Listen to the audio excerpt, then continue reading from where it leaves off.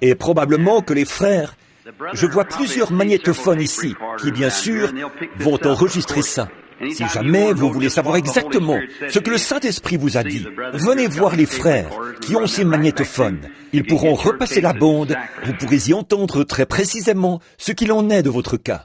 Observez et voyez si ça n'arrive pas très exactement de la façon dont il l'a dit. Voyez-vous, quand vous entendez prononcer « Ainsi dit le Seigneur », telle chose, ou ceci se passe comme ceci, ou vérifiez la chose et voyez si c'est exact ou pas. Voyez, c'est toujours comme ça.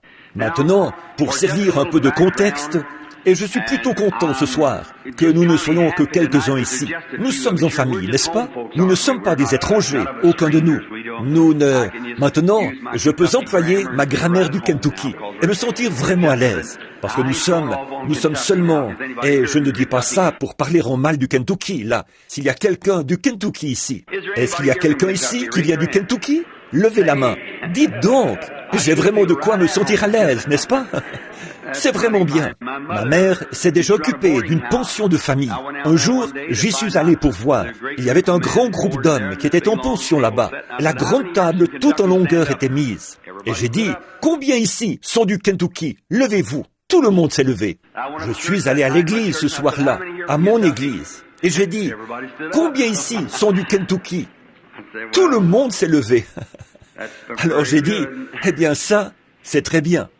Les missionnaires ont fait du bon travail, alors nous en sommes vraiment reconnaissants.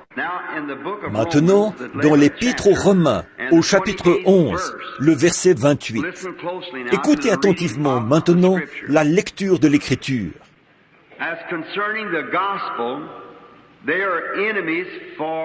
En ce qui concerne l'Évangile, ils sont ennemis à cause de vous, mais en ce qui concerne l'élection, ils sont bien-aimés à cause des pères. Car les dons de grâce et les appels de Dieu sont sans repentir. Prions. Seigneur, aide-nous ce soir, alors que nous abordons maintenant ceci avec révérence, de tout notre cœur, avec sincérité. C'est uniquement pour ta gloire que ces choses sont dites. Aussi, aide-moi, Seigneur, et ne mets dans ma pensée que les choses qui doivent être dites, et combien je dois en dire. Arrête-moi quand tu jugeras que le moment est venu. Je demande que chaque cœur reçoive ces choses, dans l'intérêt de ceux dans cet auditoire qui sont malades et dans le besoin. Car je le demande au nom de Jésus-Christ. Amen. Maintenant, je veux aborder ce sujet pendant que nous sommes peu nombreux. Et j'essaierai de ne pas vous retenir trop longtemps. Je vais poser ma montre ici et faire de mon mieux, là, pour vous laisser partir assez tôt pour que vous puissiez revenir demain soir. Maintenant, soyez en prière. Je pense que mon fils n'a même pas distribué de cartes de prière. Je ne lui ai pas demandé s'ils n'en ont pas distribué ou qu'ils en aient distribué ou pas, ça n'a pas d'importance. Nous avons des cartes ici, de toute façon, si nous devons en appeler. Alors, sinon, eh bien, nous verrons ce que le Saint-Esprit dira. Maintenant, si vous voulez écouter attentivement, là, il se peut que ceci, étant donné que nous ne sommes que quelques-uns ici, c'est donc le moment opportun de dire ces choses, vu qu'il est question de ma vie personnelle.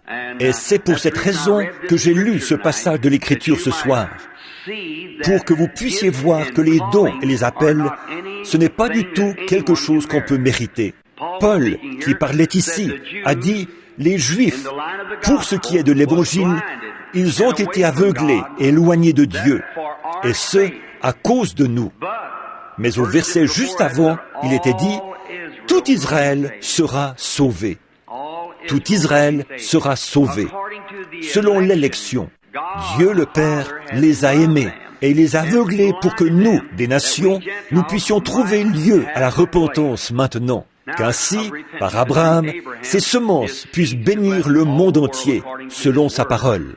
Voyez-vous de quelle façon opère la souveraineté de Dieu? Sa parole ne peut pas faire autrement que de s'accomplir. Il ne peut pas du tout être autrement. Et maintenant, Dieu nous a élus. Il a élu les Juifs. Et il a toutes ces choses. C'est la préscience de Dieu. Quand il les a annoncées, qu'il a dit ce qui arriverait, il les connaissait d'avance. Or Dieu, pour être Dieu, il devait connaître la fin dès le commencement. Sinon, il n'aurait pas été le Dieu infini. Dieu ne veut pas qu'aucun périsse. Absolument pas. Il ne veut pas qu'aucun périsse. Mais au commencement du commencement des jours, le monde, Dieu savait très précisément qui serait sauvé et qui ne serait pas sauvé. Il ne voulait pas que les gens soient perdus. Ce n'est pas sa volonté qu'aucun soit perdu, mais c'est sa volonté de sauver tout le monde. Seulement, il savait dès le commencement qui serait sauvé et qui ne le serait pas. C'est pour cette raison qu'il pouvait dire à l'avance, cette chose-ci arrivera, cette chose-là arrivera, ou ceci sera comme cela, cette personne-ci sera de telle façon. Voyez, il pouvait le savoir d'avance, parce qu'il est infini. Si vous savez ce que ça veut dire, c'est tout simplement qu'il n'y a rien qu'il ne sait pas. Voyez-vous, il sait. Eh bien, il n'y a rien d'avant que le temps existe, ni d'après. Quand il n'y aura plus de temps, voyez-vous, encore là, il sait tout. Tout est dans sa pensée. Et alors, comme Paul l'a dit dans Romains au chapitre 8 et 9, alors, pourquoi blâme-t-il encore? Donc, nous voyons cela. Mais Dieu, c'est comme prêcher l'Évangile. Quelqu'un disait, « Frère Branham, croyez-vous cela ?» J'ai dit, « Regardez. » Il a dit, « Vous devez être calviniste. » J'ai dit, « Je suis calviniste tant que le calvinisme est dans la Bible. » Or, il y a une branche de l'arbre qui est le calvinisme. Mais il y a aussi d'autres branches à cet arbre. Il y a plus d'une branche à un arbre. Il voulait faire continuer ça dans la sécurité éternelle. Et au bout d'un moment, on dévie pour se retrouver dans l'universalisme. Et quelque part par là, on part à la dérive. Ça n'a plus de fin. Mais quand vous arrivez au bout du calvinisme, revenez et partez du côté de la doctrine arminienne. Vous voyez, il y a une autre branche à cet arbre et une autre branche à cet arbre. Continuez, tout simplement. C'est tout ça ensemble qui forme l'arbre. Donc, je crois au calvinisme tant qu'il reste dans l'Écriture. Et je crois que Dieu savait, avant la fondation du monde, il a choisi son Église en Christ et il a immolé Christ avant la fondation du monde. L'Écriture le dit, il était l'agneau de Dieu immolé dès la fondation du monde. Voyez ? Et Jésus a dit qu'il nous avait connus avant la fondation du monde. Paul a dit qu'il nous avait connus et prédestinés à être ses enfants d'adoption par Jésus-Christ avant même que le monde ait été formé. Ça, c'est Dieu. Ça, c'est notre Père. Voyez? Alors, ne vous en faites pas. Les roues tournent parfaitement bien. Chaque chose arrive exactement en son temps. Ce qu'il faut, c'est d'entrer dans le mouvement. Et c'est ça qui est bien. À ce moment-là, vous savez comment fonctionner quand vous entrez dans le mouvement. Maintenant, remarquez. Donc, les dons et les appels sans repentir. La seule possibilité pour moi de situer de façon biblique mon appel dans le Seigneur, c'est ça. J'ai confiance que je suis avec des amis ce soir qui comprendront certainement cela et ne penseront pas que c'est quelque chose de personnel à moi. Mais c'est pour que vous puissiez le comprendre et savoir exactement ce que le Seigneur a dit qu'il ferait, voir où se trouve le mouvement et ensuite y entrer, le suivre. Donc, au commencement, la toute première chose dont je me souviens, c'est d'une vision. La première chose que je peux me rappeler, c'est une vision que le Seigneur m'a donnée. Et ça, c'était il y a bien des années. J'étais un tout petit garçon. J'avais un caillou à la main. Bon, je vous demande pardon. Je peux me souvenir que je portais une grande robe. Je ne sais pas si quelqu'un parmi vous est assez âgé pour se souvenir du temps où les petits garçons portaient de grandes robes. Combien ici se souviennent du temps où les enfants portaient, de grandes robes? Eh bien, je peux me souvenir, dans ma petite cabane, là où nous vivions, que je rampais par terre. Et quelqu'un, je ne sais pas qui, est entré. Maman avait cousu un petit ruban bleu sur ma robe. J'étais à peine capable de marcher. Mais là, je rampais et j'ai mis mon doigt dans la neige qu'il y avait sur ses pieds et je mangeais la neige sur son pied pendant qu'il se tenait près du foyer pour se réchauffer. Je me souviens que ma mère m'a relevé brusquement à cause de ça. Et la chose suivante dont je me souviens, ce devait être environ 2 ans plus tard. Je tenais un petit caillou. Je devais avoir environ 3 ans donc. Et mon petit frère, à ce moment-là, n'aurait pas eu tout à fait 2 ans. Et alors, nous étions dehors, au fond de la cour, où il y avait une vieille cour à fondre le bois, où ils apportaient le bois pour le fondre. Combien se souviennent de cette époque-là, quand on tirait le bois jusque dans la cour de derrière, pour le fondre? Pourquoi est-ce que je porte une cravate alors, ce soir? Je suis vraiment en famille. Alors, quand là-bas dans la vieille cour à fondre le bois, il y avait un petit ruisseau qui coulait, qui venait de la source. Nous avions une vieille calebasse qui nous servait de louche là-bas à la source. Nous puisions notre eau et nous la versions dans un vieux seau de cèdre, et nous la rapportions. Je me souviens de la dernière fois que j'ai vu ma vieille grand-mère avant qu'elle meure. Elle avait 110 ans. Et quand elle est morte, je l'ai prise dans mes bras et je la tenais comme ceci, juste avant sa mort. Elle m'a entouré de ses bras et elle a dit « Que Dieu bénisse ton âme, mon trésor, maintenant et pour toujours », quand elle est morte.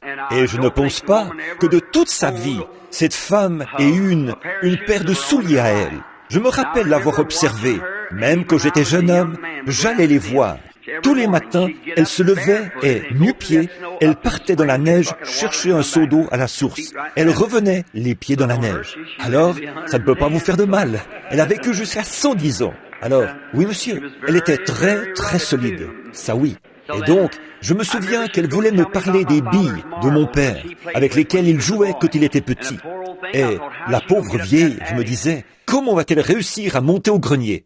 C'était une vieille cabane de 2 pièces, avec un grenier au-dessus. Ils avaient pris 2 petits arbres coupés et s'étaient fait une échelle pour monter là-haut. Eh bien, j'ai dit, donc là, elle a dit, bon, après dîner, je vais te parler, te montrer les billes de ton papa. Et j'ai dit, d'accord.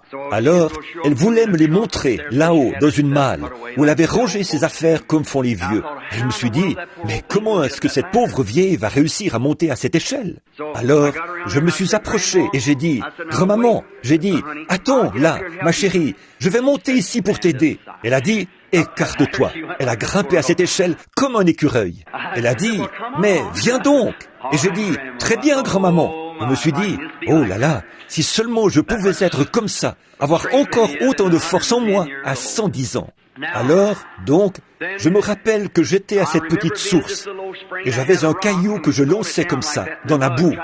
Je voulais montrer à mon petit frère comme j'étais fort. Et il y avait un oiseau perché dans l'arbre. Il était là à gazouiller en voletant. Un petit rouge-gorge ou quelque chose comme ça. Et ce petit rouge-gorge, j'ai pensé qu'il m'avait parlé. Je me suis tourné pour écouter. Et l'oiseau s'est envolé. Et une voix a dit, « Tu vas passer une grande partie de ta vie près d'une ville appelée New Albany. » C'est à 5 kilomètres de l'endroit où j'ai été élevé. Nous sommes partis environ 1 an plus tard à cet endroit, sans avoir jamais eu l'idée d'y aller. New Albany. Tout au long de ma vie, ces choses... Or, écoutez, les gens de ma famille n'étaient pas religieux. Mon père et ma mère n'allaient pas à l'église. Avant ça, ils étaient catholiques. Il y a mon petit-neveu qui est assis ici quelque part ce soir, je pense. Je ne sais pas. C'est un soldat. Je prie pour lui. Lui aussi est catholique. Il est encore catholique. Et hier soir, quand il était ici et qu'il a vu les choses que Dieu a faites, il était ici même sur l'estrade. Il était là et il a dit, « Oncle Bill, il a vécu outre-mer pendant longtemps. » Il a dit, « Quand j'ai vu ça, il a dit, ça n'arrive pas dans l'église catholique. » Il a dit, ça, je crois, Oncle Bill, que tu as raison. Il a dit. Alors j'ai dit, trésor, ce n'est pas moi qui ai raison, c'est lui qui a raison. Tu vois, c'est lui qui a raison. Et alors il a dit j'ai dit, maintenant, je ne te demande pas de faire quoi que ce soit, Melvin, mais seulement de servir le Seigneur Jésus-Christ de tout ton cœur. Va où tu voudras. Mais sois bien sûr que dans ton cœur, Jésus-Christ est né de nouveau. Tu vois, dans ton cœur. À ce moment-là, tu pourras aller à l'église que tu voudras après. Bon. Mais mes ancêtres étaient catholiques. Mon père est irlandais et ma mère était irlandaise.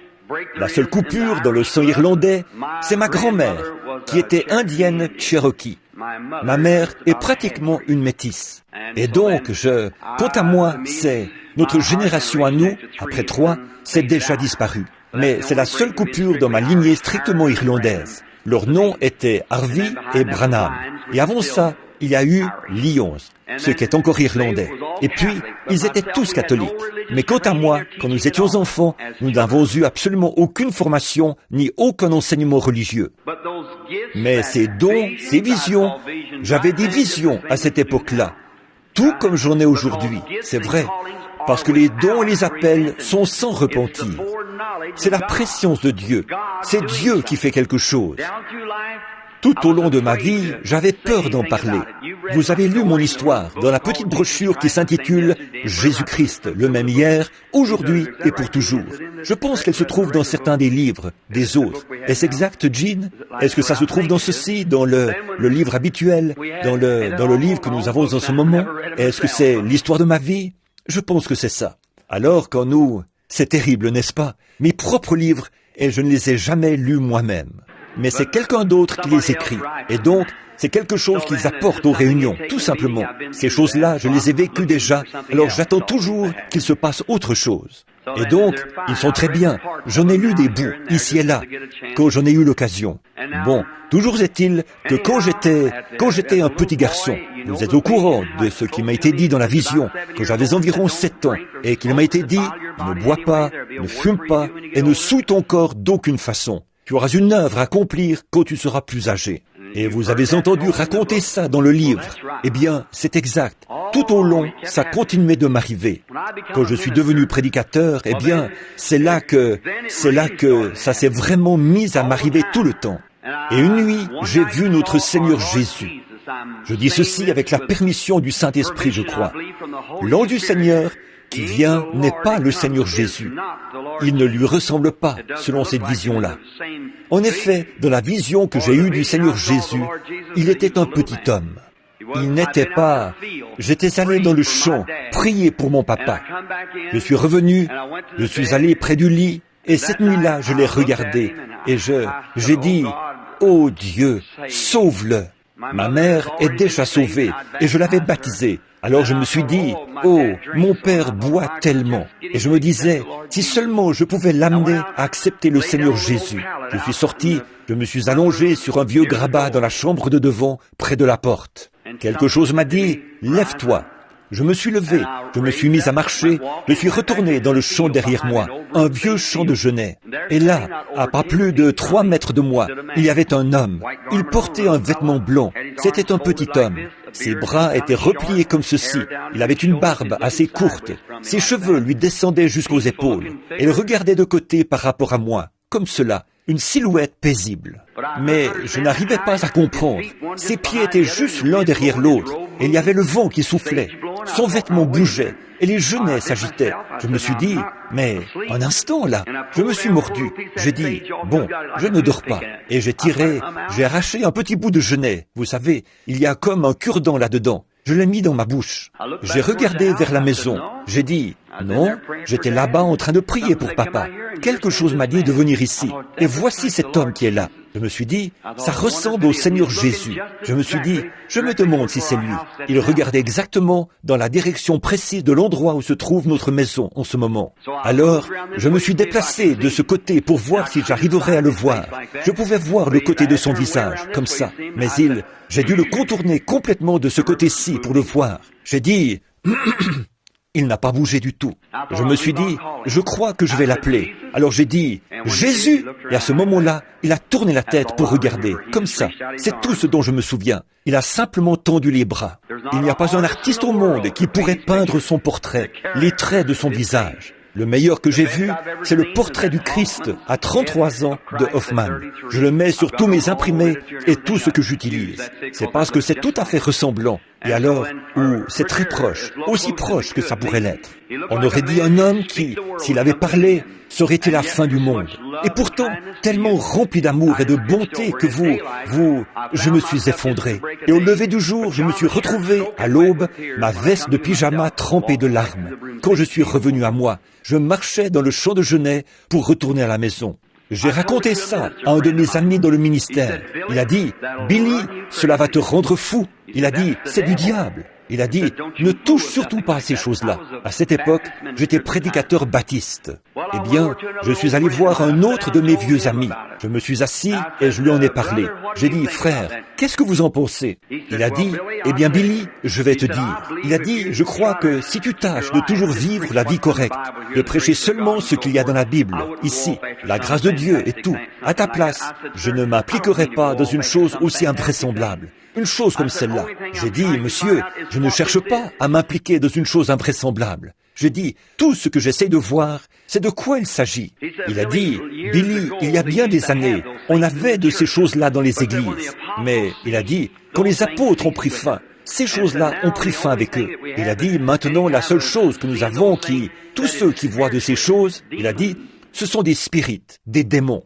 J'ai dit, oh, frère McKinney, êtes-vous sérieux? Il a dit, oui, monsieur. J'ai dit, oh Dieu, aie pitié de moi. J'ai dit, oh, frère McKinney, voulez-vous prier avec moi, que Dieu ne laisse jamais cela m'arriver. Vous savez que je l'aime, et je ne veux pas être dans l'erreur avec ces choses-là. J'ai dit, priez avec moi. Il a dit, je vais le faire, frère Billy. Et alors, nous avons prié, là, dans le presbytère. J'ai demandé à plusieurs prédicateurs. C'était toujours la même réponse. Après ça, j'ai eu peur de leur demander, parce qu'ils allaient penser que j'étais un démon. Alors, je ne voulais pas être comme ça. Je savais qu'il s'était passé quelque chose dans mon cœur. Alors, voilà tout. Il y avait quelque chose qui s'était passé dans mon cœur. Et je ne voulais pas être comme ça. Jamais.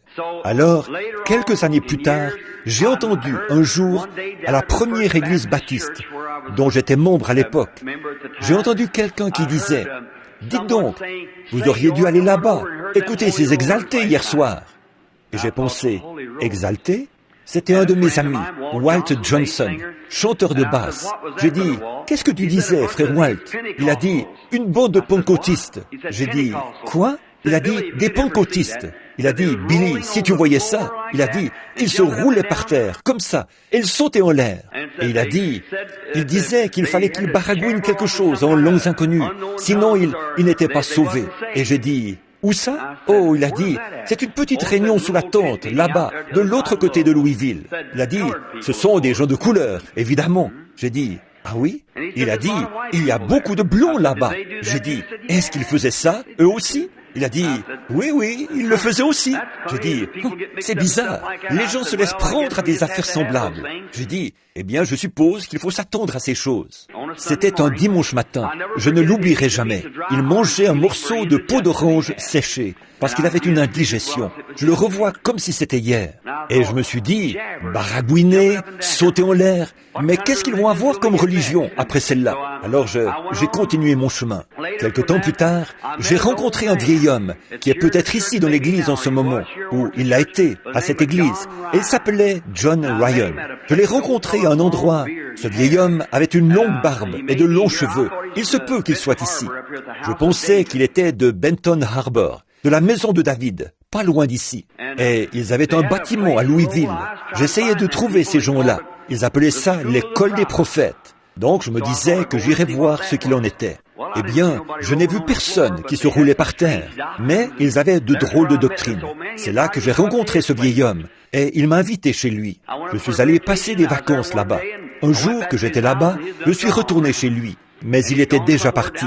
Il était allé quelque part à Indianapolis. Son épouse, elle disait, « Le Seigneur l'a appelé. » J'ai dit, « Vous voulez dire que vous laissez cet homme partir comme ça ?» Elle a dit, « Oh, c'est le serviteur de Dieu. » La pauvre, j'ai entendu dire qu'elle est décédée il y a quelques semaines, et elle lui était dévouée. Oh là là, voilà le genre d'épouse à avoir. C'est vrai, qu'il ait raison ou tort, il a raison quand même. J'ai dit, eh bien, je savais Frère Ryan, êtes-vous là? Il n'est pas là. Il y était l'autre jour, n'est-ce pas les frères? Eh bien, il vivait de ce qu'il pouvait se procurer et n'avait rien à manger dans la maison. C'est vrai, j'avais attrapé quelques poissons dans un étang ou un lac dans le Michigan et j'étais repassé chez eux. Ils n'avaient même pas de sein d'eau à la maison ou de graisse pour faire cuire le poisson. J'ai dit, il est parti sans rien vous laisser à la maison? Elle a dit, « Oh, mais c'est le serviteur de Dieu, frère Bill. » Elle a dit, et je me suis dit, « Eh bien, sois béni. Frère, je suis prêt à te donner mon appui. » C'est vrai, si tu penses autant de bien de ton mari, je suis prêt à me joindre à toi et à te soutenir là-dedans. C'est vrai. Nous avons besoin de plus de femmes comme celle-là aujourd'hui et de plus d'hommes qui ont cette opinion-là de leurs femmes. C'est vrai. L'Amérique serait un endroit meilleur si les maris et les femmes s'unissaient comme ça. Qu'ils aient raison ou tort, restez avec eux. Il n'y aurait pas autant de divorces. Donc nous sommes allés. Ensuite, j'ai continué mon chemin. Et comme j'étais en route pour rentrer, c'est étrange. Je suis passé par Mishawaka et j'ai vu des voitures, là, garées dans la rue, qui portaient le nom avec de grandes inscriptions dessus, qui disaient « Jésus seul ». J'ai pensé, qu'est-ce que Jésus seul? C'est sûrement quelque chose de religieux. Et je suis allé par là, et voilà qu'il y avait des bicyclettes qui avaient ça dessus. Jésus seul, des Cadillacs, des Ford, Model T, de tout, avec Jésus seul dessus. Je me suis dit, mais je me demande bien de quoi il peut s'agir. Alors, j'ai suivi ça. Et finalement, j'ai découvert que c'était une assemblée religieuse. Il y avait entre 1500 et 2000 personnes là-bas. Et là, j'ai entendu toutes sortes de cris. Et ça sautait en l'air. Et ça s'emballait. Je me suis dit, tiens, c'est là que je vais voir ce que c'est que des exaltés. Alors, j'avais ma vieille Ford, vous savez, dont je disais qu'elle faisait 50 km à l'heure, 25 dans cette direction-ci et 25 de haut en bas dans cette direction-là. Alors, je me suis rangé le long de la route. Quand j'ai eu trouvé un endroit pour stationner, et j'ai redescendu la rue à pied. Je suis entré, j'ai regardé autour de moi, et tous ceux qui pouvaient se tenir debout étaient debout. Il fallait que je regarde par-dessus leur tête. Ils poussaient des cris, ils sautaient, ils tombaient par terre, ils s'emballaient. Je me suis dit, quelle sorte de gens est-ce là?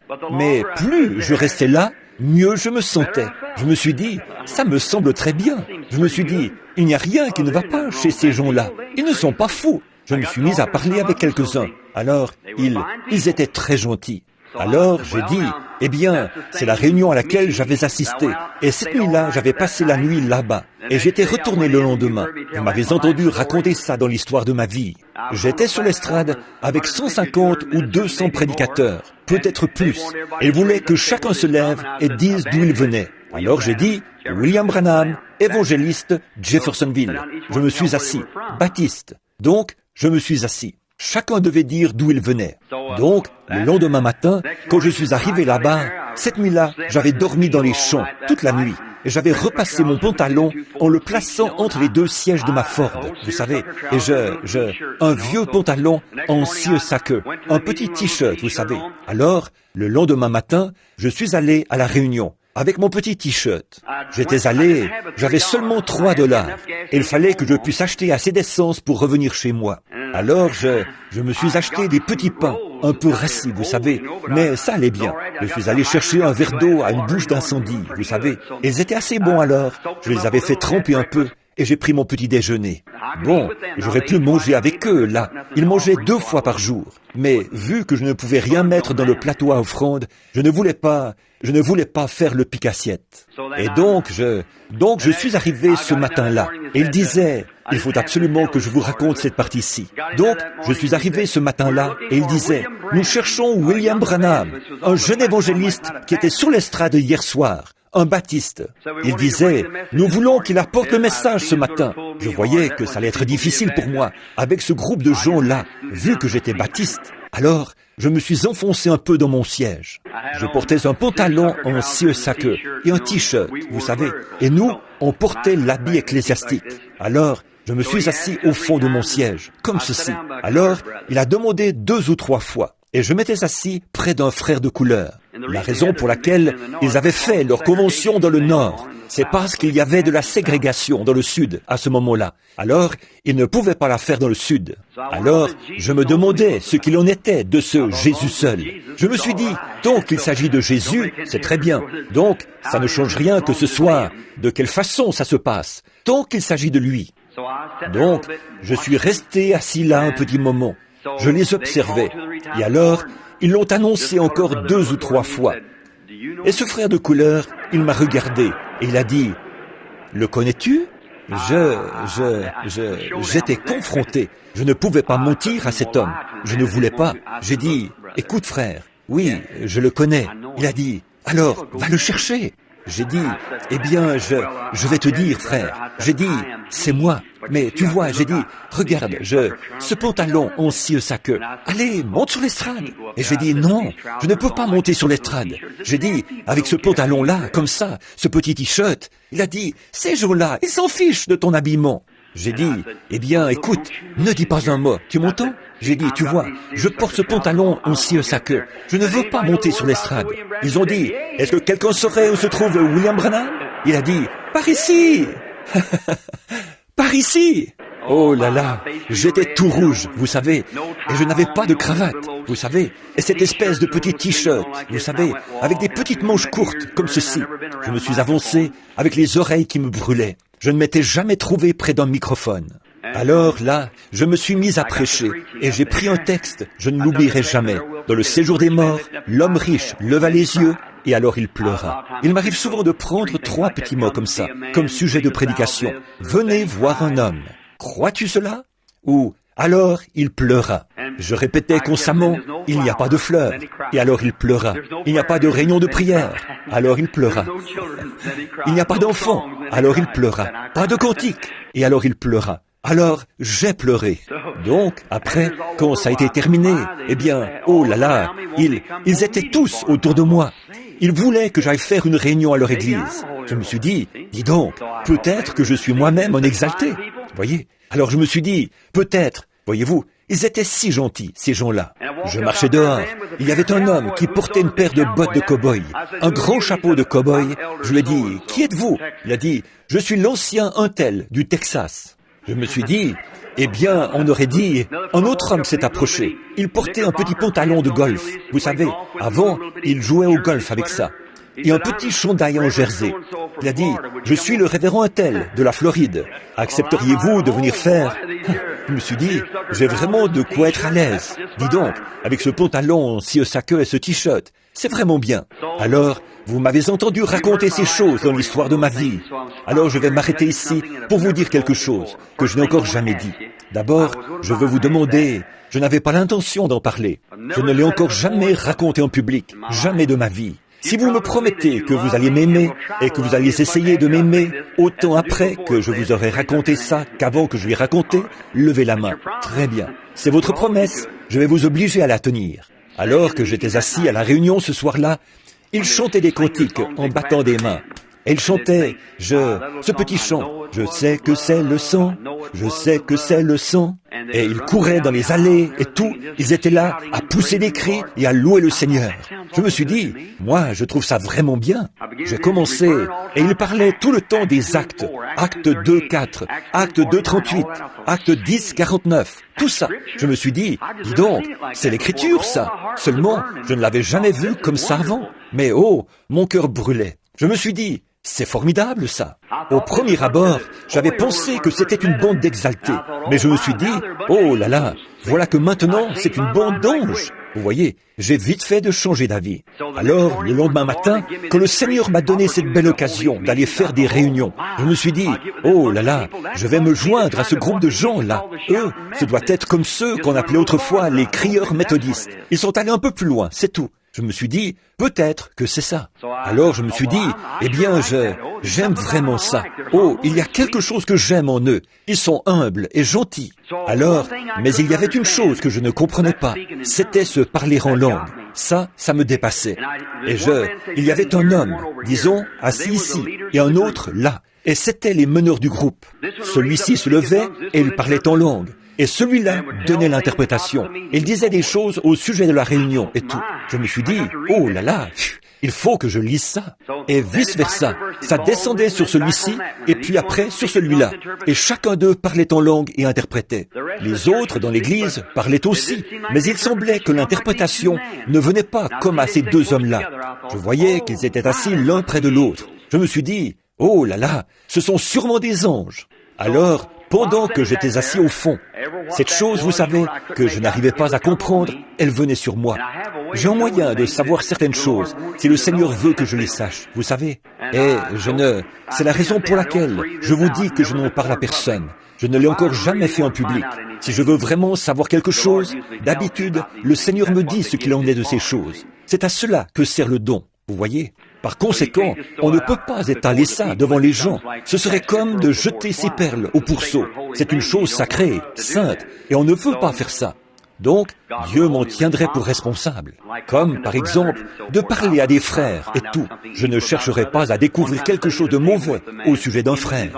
Une fois, j'étais à table avec un homme. Il avait son bras autour de mes épaules. Il disait, « Oh, frère Branham, je vous aime. » Et je sentais constamment quelque chose se mouvoir. Je l'ai regardé, il n'aurait pas pu me dire ça. Je savais qu'il ne me l'avait pas dit. Voyez-vous, en effet, voilà, c'était ça. Si jamais il avait existé un hypocrite, lui, c'en était carrément un, voyez-vous. Et il était là, avec son bras autour de mes épaules. J'ai dit, bon, d'accord. Je me suis éloigné. Je ne veux pas savoir ça. Je préférerais le connaître de la façon dont je le connais, comme mon frère, et en rester là. Que Dieu s'occupe du reste, voyez. Et je ne veux pas, je ne sais pas, et je ne veux pas savoir ces choses. Et très souvent, ces choses-là ne se passent pas ici, à l'église. Je serai assis dans la pièce, assis au restaurant, et le Saint-Esprit me dira des choses qui vont arriver. Il y a des gens ici même qui savent que c'est vrai. Je serai assis à la maison et je dirai, maintenant, attention, tantôt une voiture arrivera. Ce sera telle et telle personne. Fais-les entrer, car le Seigneur m'a dit qu'il viendrait.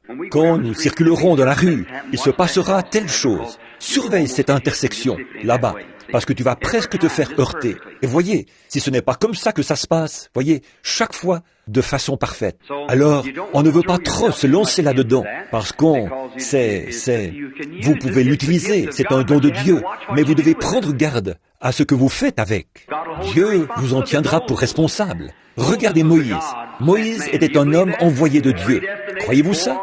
Prédestiné, établi d'avance et placé comme prophète. Et Dieu l'a envoyé là-bas.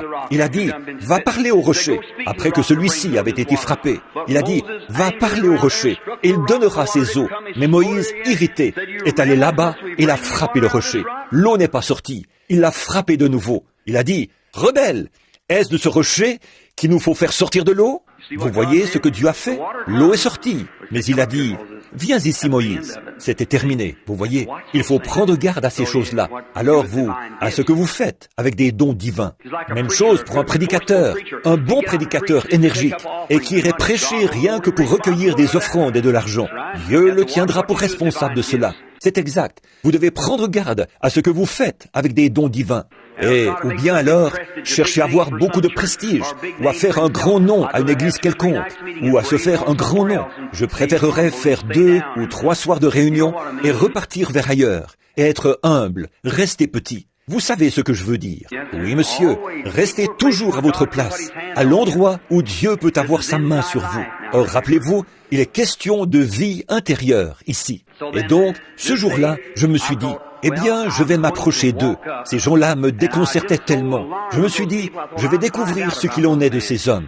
Alors, après le service, je les cherchais dans la cour. J'ai regardé partout. J'ai trouvé l'un d'eux. J'ai dit, « Bonjour, monsieur. » Il a dit, « Bonjour. » Il a dit, « Êtes-vous le jeune prédicateur qui a prêché ce matin ?» J'ai dit, « J'avais 23 ans à l'époque. » J'ai dit, « Oui, monsieur. » Il a dit, « Vous vous appelez comment déjà ?» J'ai dit, « Branham. » Et j'ai dit, « Et vous ?» Et il m'a dit comment il s'appelait. Je me disais, bon, maintenant, si je peux seulement entrer en contact avec son esprit maintenant. Pourtant, je ne savais pas ce qui faisait cela. J'ai dit, eh bien, dites donc, monsieur, j'ai dit, vous ici, vous avez quelque chose que je n'ai pas. Il a dit, avez-vous reçu le Saint-Esprit depuis que vous avez cru? J'ai dit, eh bien, je suis baptiste. Il a dit, mais avez-vous reçu le Saint-Esprit depuis que vous avez cru? J'ai dit, eh bien, frère, qu'est-ce que vous entendez par là? J'ai dit, je n'ai pas ce que vous autres, vous avez. Ça, je le sais. J'ai dit, parce que vous possédez quelque chose qui a de la puissance. Il me semble, et il a dit, avez-vous déjà parlé en langue? J'ai dit, non, monsieur. Il a dit, je vais vous dire tout de suite que vous n'avez pas le Saint-Esprit. J'ai dit, eh bien, si c'est ça qu'il faut pour recevoir le Saint-Esprit, je ne l'ai pas. Alors il a dit, eh bien, si vous n'avez pas parlé en langue, vous ne l'avez pas. Et j'alimentais la conversation avec lui comme ça. J'ai dit, eh bien, où puis-je le recevoir? Il a dit, allez dans la pièce là-bas et commencez à rechercher le Saint-Esprit. Et je l'observais sans arrêt, vous savez. Il ne savait pas ce que je faisais, mais je savais qu'il se sentait un peu drôle, parce son regard perdait un peu de son expression alors qu'il me regardait. Mais il était vraiment un chrétien. C'était un chrétien, à 100%, absolument. C'est exact. Eh bien, je me suis dit, gloire à Dieu, ça y est, je dois aller à l'hôtel, là, quelque part. Je suis sorti, j'ai regardé partout. Je me suis dit, je vais trouver l'autre homme. Quand je l'ai trouvé, je me suis mis à lui parler. J'ai dit, bonjour monsieur. Il a dit, dites donc, vous êtes de quelle église? Il a dit, on me dit que vous êtes baptiste. J'ai dit, eh oui. Et il a dit, vous n'avez pas encore le Saint-Esprit, hein? J'ai dit, eh bien, je ne sais pas. Il a dit, avez-vous déjà parlé en langue? J'ai dit, non monsieur. Il a dit, vous ne l'avez pas. J'ai dit, eh bien, je sais que je n'ai pas ce que vous autres vous avez. Je sais ça. Et j'ai dit, mais mon frère, je désire vraiment le recevoir. Il a dit, eh bien, le baptistère est là, prêt. J'ai dit, j'ai déjà été baptisé. Mais j'ai dit, je n'ai pas reçu ce que vous autres vous avez. J'ai dit, vous avez quelque chose que je désire vraiment. Il a dit, c'est bien ça. J'essayais de le saisir, vous voyez. Et que j'ai fini par capter son esprit. Or ça, c'était l'autre homme. Si j'ai jamais parlé à un infâme hypocrite, c'en était bien un. Il vivait, son épouse avait les cheveux noirs. Il vivait avec une blonde. Et il avait eu 2 enfants avec elle. Boire, jurer, courir les tavernes et tout le reste. Mais pourtant, il était là-bas, à parler en langue et à prophétiser. Alors j'ai dit, Seigneur, pardonne-moi, je suis rentré à la maison. C'est exact. J'ai dit, je vais tout simplement, je ne comprends pas ça. On aurait dit que c'était le Saint-Esprit béni qui descendait. Et sur cet hypocrite-là, j'ai dit, impossible. Un point, c'est tout. Pendant la longue période qui a suivi, j'étudiais et je pleurais. Je me disais que si je pouvais aller parmi eux, peut-être que je pourrais voir ce qu'il en était. Voici qu'il y en avait un chrétien authentique, et l'autre, un véritable hypocrite. Alors, je me suis dit, qu'en est-il? Oh, j'ai dit, peut-être, oh Dieu, qu'il y a quelque chose qui ne va pas chez moi. Comme j'étais fondamentaliste, j'ai dit, ça va falloir que je le voie dans la Bible. Il le faut. Selon moi, tout ce qui est en opération doit provenir de cette Bible. Sinon, ce n'est pas juste. Il faut que ça vienne de ceci, que ça puisse être démontré par la Bible, et pas juste un endroit, mais il faut qu'on le retrouve tout au long de la Bible. Il faut que j'y croie, il faut que ça s'emboîte et que le lien se fasse avec toutes les Écritures. Sinon, je n'y crois pas. Et puis, en effet, Paul a dit, si un ange du ciel venait annoncer un autre évangile, qu'il soit anathème. Donc moi, je crois la Bible. Alors j'ai dit, je ne pourrais jamais voir quelque chose comme ça dans la Bible. 2 ans plus tard, après que j'ai perdu ma femme et tout, j'étais à Greens Mill, à ma petite retraite là-bas. Je priais. Il y avait 2 ou 3 jours que j'étais là-bas dans ma caverne. 2 jours. Je suis sorti pour prendre un peu l'air, une bouffée d'air. Et quand je suis sorti, ma Bible était posée là, au bout d'un tronc d'arbre, près de l'entrée. Le vent avait renversé un vieil arbre fourchu. Or il y avait une fourche qui montait, comme ceci, et l'arbre était couché. Je m'asseyais à califourchon sur ce tronc, et je m'étendais là la nuit, les yeux fixés sur le ciel, comme ça, ma main placée comme ceci. Et parfois, je m'endormais étendu là sur le tronc, comme ça, en train de prier. Je restais là-bas plusieurs jours, sans manger ni boire. J'étais là à prier, simplement. Et j'étais sorti de la caverne pour prendre l'air. C'était frais et humide à l'intérieur. Donc, je suis sorti et ma Bible était posée là, à l'endroit où je l'avais laissée la veille. Et elle était ouverte à Hébreux, chapitre 6. Je me suis mis à lire à cet endroit. Tendons à ce qui est parfait, sans poser de nouveau le fondement de la repentance, des œuvres mortes et de la foi en Dieu, et ainsi de suite. Car il est impossible que ceux qui ont été une fois éclairés, qui ont eu part aux dons célestes et aux appels, et ainsi de suite. Mais il était dit, mais les épines, les chardons, qui sont prêts d'être rejetés, ont fini par l'eau. La pluie tombe souvent sur la terre, pour la prêter et la préparer, pour ce qui est prêt d'être rejeté, avec les épines et les chardons. On finit par y mettre le feu, et quelque chose a fait. Je me suis dit, le voici. Je vais écouter maintenant ce qu'il m'a réveillé. Là, il est sur le point de me donner une vision. J'attendais, là, au bout de ce tronc, et j'attendais. Je me suis levé, j'ai marché de long en large. Je faisais les 100 pas. Je suis retourné, il ne s'est rien passé. Je suis retourné de nouveau à ma caverne. Il ne s'est rien passé. Je suis resté là, debout. Je me disais, mais qu'est-ce que c'est que ça? Je suis retourné encore à ma Bible. Et, voilà que cela m'a encore envahi. Je l'ai prise et je me suis dit, qu'est-ce qu'il y a là-dedans qu'il veut que je lise? Je continue à lire à propos de la repentance envers Dieu et la foi et ainsi de suite. Et j'ai continué à lire jusqu'à l'endroit où il était dit, La pluie tombe souvent sur la terre pour la prêter et la préparer pour ce à quoi elle est destinée ici. Mais les épines et les chardons qui sont prêts d'être rejetés ont fini par y mettre le feu. Et oh, cela me secouait. J'ai pensé, Seigneur, est-ce que tu vas me donner une vision de ce cœur? J'étais allé là-bas pour lui demander quelque chose. Puis tout à coup, j'ai vu devant moi le monde qui tournait. Il était tout labouré. Un homme est passé, en blanc, la tête haute. Il semait des semences, comme ceci. Et une fois qu'il est passé, voici qu'est arrivé, comme il disparaissait derrière la colline, un homme est arrivé derrière lui, vêtu de noir. Il avait la tête penchée, il semait des semences. Quand les bonnes semences ont levé, c'était du blé. Et quand les mauvaises semences ont levé, c'était de la mauvaise herbe. Ensuite, il y a eu une grande sécheresse sur la terre, et le blé courbait la tête. Il était sur le point de mourir. Il désirait avoir de l'eau. J'ai vu tous les gens avec les mains levées. Ils priaient que Dieu envoie de l'eau. Puis j'ai vu la mauvaise herbe qui courbait la tête. Elle désirait avoir de l'eau. Et au même instant, les gros nuages ont passé et la pluie est tombée à torrent. Et à ce moment-là, le petit blé qui était tout courbé a fait... Il s'est redressé. Et la mauvaise herbe, juste à côté, a fait... Elle s'est redressée. Je me suis dit, mais qu'est-ce que c'est que ça? Alors, cela m'est venu à l'esprit. C'est ça. La même pluie qui fait pousser le blé fait pousser la mauvaise herbe. Et le même Saint-Esprit peut descendre sur un groupe de gens et il peut bénir un hypocrite de la même façon qu'il bénit l'autre. Jésus a dit, c'est à leurs fruits que vous les reconnaîtrez. Pas à ses cris, pas à ses jubilations, mais c'est à ses fruits que vous le reconnaîtrez. J'ai dit, voilà, c'est ça. J'ai compris, Seigneur. J'ai dit, donc ça, c'est vraiment la vérité. Cet homme, on peut avoir des dons sans connaître Dieu. Et puis je devenais trop critique à l'égard du parler en langue. Vous voyez? Mais alors, un jour, Dieu a confirmé la chose pour moi. J'étais à la rivière. Je baptisais mes premiers convertis, à la rivière Oyo. La 17e personne que je baptisais. Comme j'allais la baptiser, j'ai dit, Père, alors que je le baptise d'eau, veux le baptiser du Saint-Esprit. J'ai commencé à le plonger dans l'eau. Au même moment, un tourbillon est descendu du ciel. Cette lumière qui brillait est descendue. Des centaines et des centaines de personnes étaient sur la rive, à 2 heures de l'après-midi, un mois de juin, et elle s'est tenue juste au-dessus de l'endroit où j'étais. Une voix a parlé de là. Elle a dit, de même que Jean-Baptiste a été envoyé comme précurseur de la première venue de Christ, tu as un message par lequel sera précédée et préparée la seconde venue de Christ. J'ai failli mourir de peur.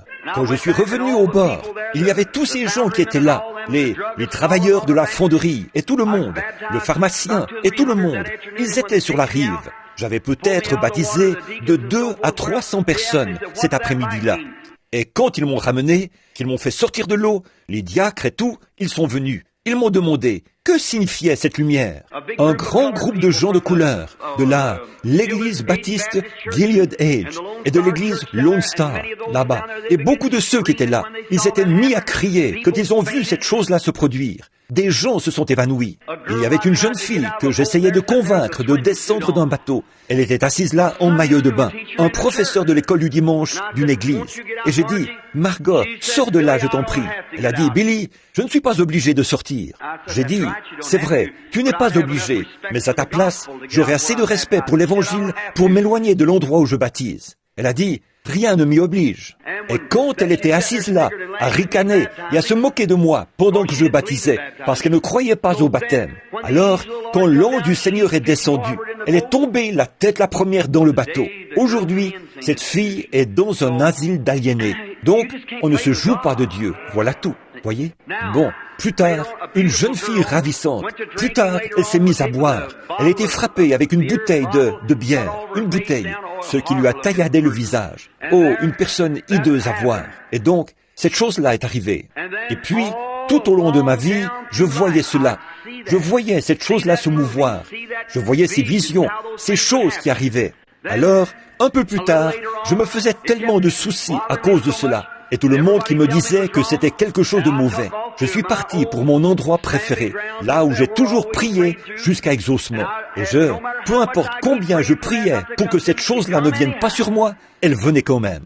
Et alors, j'étais garde-chasse pour l'État de l'Indiana. Et j'arrivais, il y avait un homme assis là, le frère de ma pianiste du tabernacle. Il a dit, « Billy, viendrais-tu à Madison avec moi cet après-midi ?» J'ai dit, « Je ne peux pas, il faut que j'aille au parc forestier. » Et j'arrivais sur le côté de la maison. J'ôtais mon ceinturon de revolver et tout, et je relevais mes manches. Nous habitions une petite maison de 2 pièces. Et j'allais me laver et me préparer pour manger. Après m'être lavé, en longeant la maison, je suis passé sous un grand érable. Et tout à coup, quelque chose a fait... C'est bien simple, j'ai failli m'évanouir. J'ai regardé, je savais que c'était encore cela. Je me suis assis sur les marches. D'un bond, il est descendu de sa voiture. Il a couru vers moi, il a dit, « Billy, vas-tu t'évanouir ?» J'ai dit, « Non, monsieur. » Il a dit, « Qu'est-ce qu'il y a, Billy ?» J'ai dit, « Je ne sais pas. » J'ai dit, « Tu peux partir, frère, ça va, merci. » Ma femme est sortie avec un pichet d'eau. Elle a dit, « Chérie, qu'est-ce qu'il y a ?» J'ai dit, « Rien, trésor. » Alors elle a dit, « Viens, le dîner est prêt, là. » Elle m'a entouré de son bras. Elle a essayé de m'entraîner à l'intérieur. J'ai dit, « Chérie, je veux te dire quelque chose. » J'ai dit, « Appelle-les et dis-leur que je n'y irai pas cet après-midi. » J'ai dit, « Méda, trésor. » J'ai dit, « Je sais dans mon cœur que j'aime Jésus-Christ. Je sais que je suis passé de la mort à la vie. Mais je ne veux pas que le diable ait quoi que ce soit à voir avec moi. » Et j'ai dit, « Je ne peux pas continuer comme ça. Je suis prisonnier. » J'ai dit, alors qu'il y a cette chose qui n'arrête pas d'arriver, tout le temps, des choses comme ça, ces visions qui me viennent, et ainsi de suite, comme ça, ou ce que ça peut bien être. J'ai dit, ces choses qui m'arrivent, je ne savais pas que c'était une vision, je n'appelais pas ça une vision. J'ai dit, ces espèces de transes, j'ai dit, je ne sais pas ce que c'est. Et chérie, je ne veux pas toucher à ça. Ils me disent que c'est du diable. Et j'aime le Seigneur Jésus. Oh, elle a dit, Billy, tu ne devrais pas écouter ce que les gens te disent. J'ai dit, mais chérie, regarde les autres prédicateurs. J'ai dit, je ne veux pas de ça. J'ai dit, je vais à ma retraite dans les bois. J'ai une quinzaine de $. Prends soin de Billy. Billy était tout petit à l'époque, un tout petit garçon. J'ai dit, prends, il y en a assez pour que vous ayez de quoi vivre, toi et Billy, pendant un bout de temps.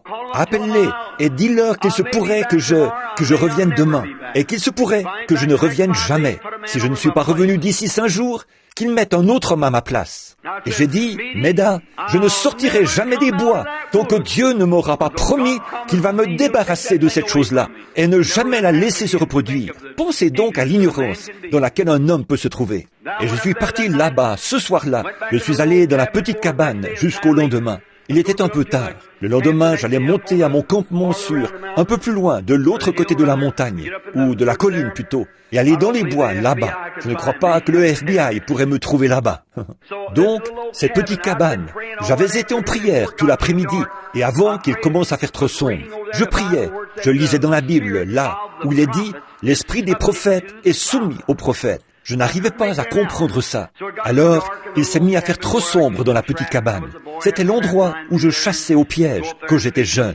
J'avais une série de pièges installés là-bas. J'allais à la pêche et je passais la nuit là-bas. C'était une petite cabane délabrée qui était là depuis des années. Quelqu'un l'avait peut-être déjà habitée avant qu'elle se retrouve dans cet état-là. Et alors, j'attendais là, tout simplement. Et je me suis dit, eh bien, 1 heure est arrivée, 2 heures. 3 heures du matin, je marchais de long au large. Je faisais les 100 pas. Je me suis assis sur une espèce de petit tabouret, là. Une petite, pas un tabouret, une espèce de petite caisse. Je me suis assis là et j'ai pensé, oh Dieu, pourquoi est-ce que tu me fais ça? J'ai dit, Père, tu sais que je t'aime. Tu sais que je t'aime. Et je ne veux pas être possédé du diable. Je ne veux pas que ces choses-là m'arrivent. Je t'en prie, ô Dieu, ne les laisse plus jamais se reproduire. J'ai dit, je t'aime. Je ne veux pas aller en enfer. À quoi ça me sert de prêcher et d'essayer de faire des efforts si je suis dans l'erreur? Et ce n'est pas seulement moi que j'envoie en enfer, mais j'induis des milliers d'autres personnes en erreur, ou des centaines d'autres personnes à cette époque-là. Et j'ai dit, j'avais un grand ministère. Et j'ai dit, eh bien, je ne veux plus jamais que cela m'arrive. Je me suis assis sur ce petit tabouret. Et j'étais assis, à peu près dans cette position-ci, juste comme ça. Et tout à coup, j'ai vu une lumière qui vacillait dans la pièce. J'ai pensé que quelqu'un arrivait avec une lampe de poche. J'ai regardé autour de moi et je me suis dit, eh bien, et voici qu'elle était là, droit devant moi. Il y avait des vieilles planches de bois sur le sol et elle était là, droit devant moi. Il y avait une espèce de vieux poêle, un tonneau métallique dans un coin. Le dessus en avait été arraché. Et juste là, il y avait une lumière sur le sol. Et je me suis dit, eh bien, où est-ce que c'est? Mais ça ne peut pas venir. J'ai regardé autour de moi. Et elle était là, au-dessus de moi. Cette même lumière-ci, elle était là, au-dessus de moi, suspendue exactement comme ça. Elle tournoyait comme un feu, d'une couleur qui tirait sur l'émeraude. Elle faisait comme ça, juste au-dessus, comme ça. Je l'ai regardé. J'ai pensé, mais qu'est-ce que c'est que ça? Or, ça m'a effrayé. J'ai entendu quelqu'un qui venait, qui marchait. Seulement, il était pieds nus. Et j'ai vu le pied d'un homme entrer. Il faisait sombre dans la pièce. Partout, sauf là où la lumière brillait. J'ai vu le pied d'un homme qui entrait. Et quand il est entré dans la pièce, il s'est approché. C'était un homme d'à peu près... Il avait l'air de peser à peu près 90 kilos. Il avait les bras croisés, comme ceci. Or, je l'avais vu sous forme de tourbillon. Je l'avais entendu me parler. Je l'avais vu sous forme de lumière. Mais c'était la première fois que je voyais son image. Il s'est approché, très près de moi. Eh bien, franchement, mes amis, je pensais que le cœur allait me manquer. Imaginez un peu. Mettez-vous à ma place. Vous ressentiriez la même chose. Peut-être que vous avez fait un plus long bout de chemin que moi. Peut-être que vous êtes chrétien depuis plus longtemps, mais vous ressentiriez la même chose. En effet, même après des centaines et des centaines de visitations, ça me paralyse chaque fois qu'il s'approche. Parfois même, ça me fait, je perds presque complètement connaissance, tellement je suis faible. Souvent, quand je quitte l'estrade, si je reste trop longtemps, je perds complètement connaissance. Il leur est arrivé de me promener en voiture pendant des heures. Je ne savais même pas où j'étais, et je ne peux pas l'expliquer. Lisez ici dans la Bible, et vous y trouverez l'explication, ce que c'est. L'Écriture le dit.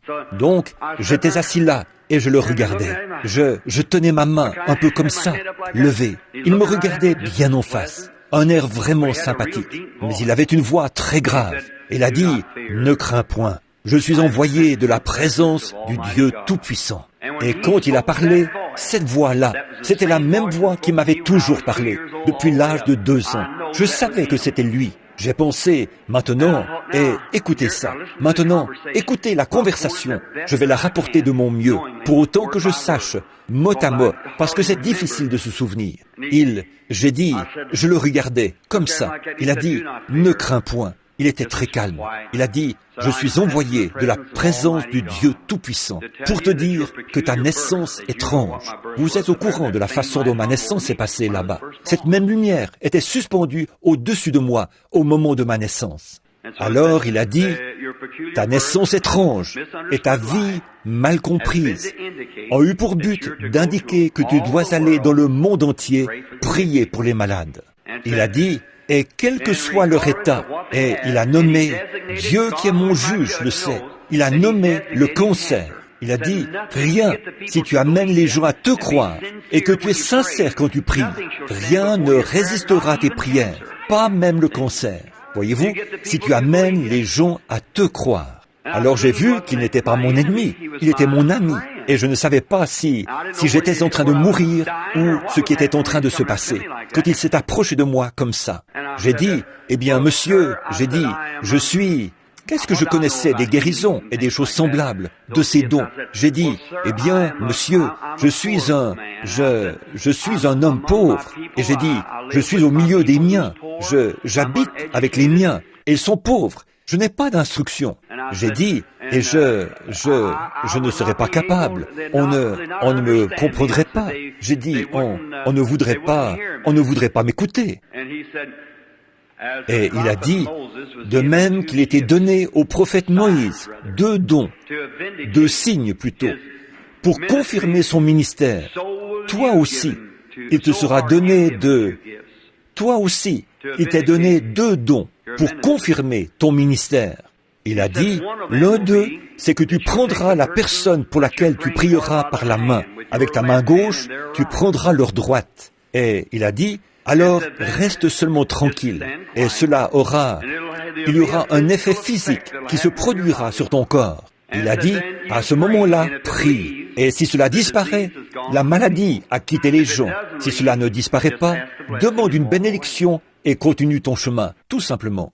Eh bien, j'ai dit, monsieur, j'ai peur qu'ils ne m'acceptent pas. Il a dit, et ce qu'il y aura ensuite, s'ils ne veulent pas écouter cela, alors ils écouteront ceci. Il a dit, ensuite, ce qui arrivera, c'est que tu connaîtras le secret même de leur cœur. Il a dit, ceci, ils vont l'écouter. Eh bien, j'ai dit, monsieur, c'est pour ça que je suis ici ce soir. Mes frères du clergé m'ont dit que ces choses qui me venaient, c'était quelque chose de mauvais. Il a dit, tu es venu au monde dans ce but-là. Vous voyez, les dons et l'appel sans repentir. Il a dit, tu es venu au monde dans ce but-là. J'ai dit, eh bien, monsieur, j'ai dit, il y a mes frères du clergé qui me disent que c'était du malin.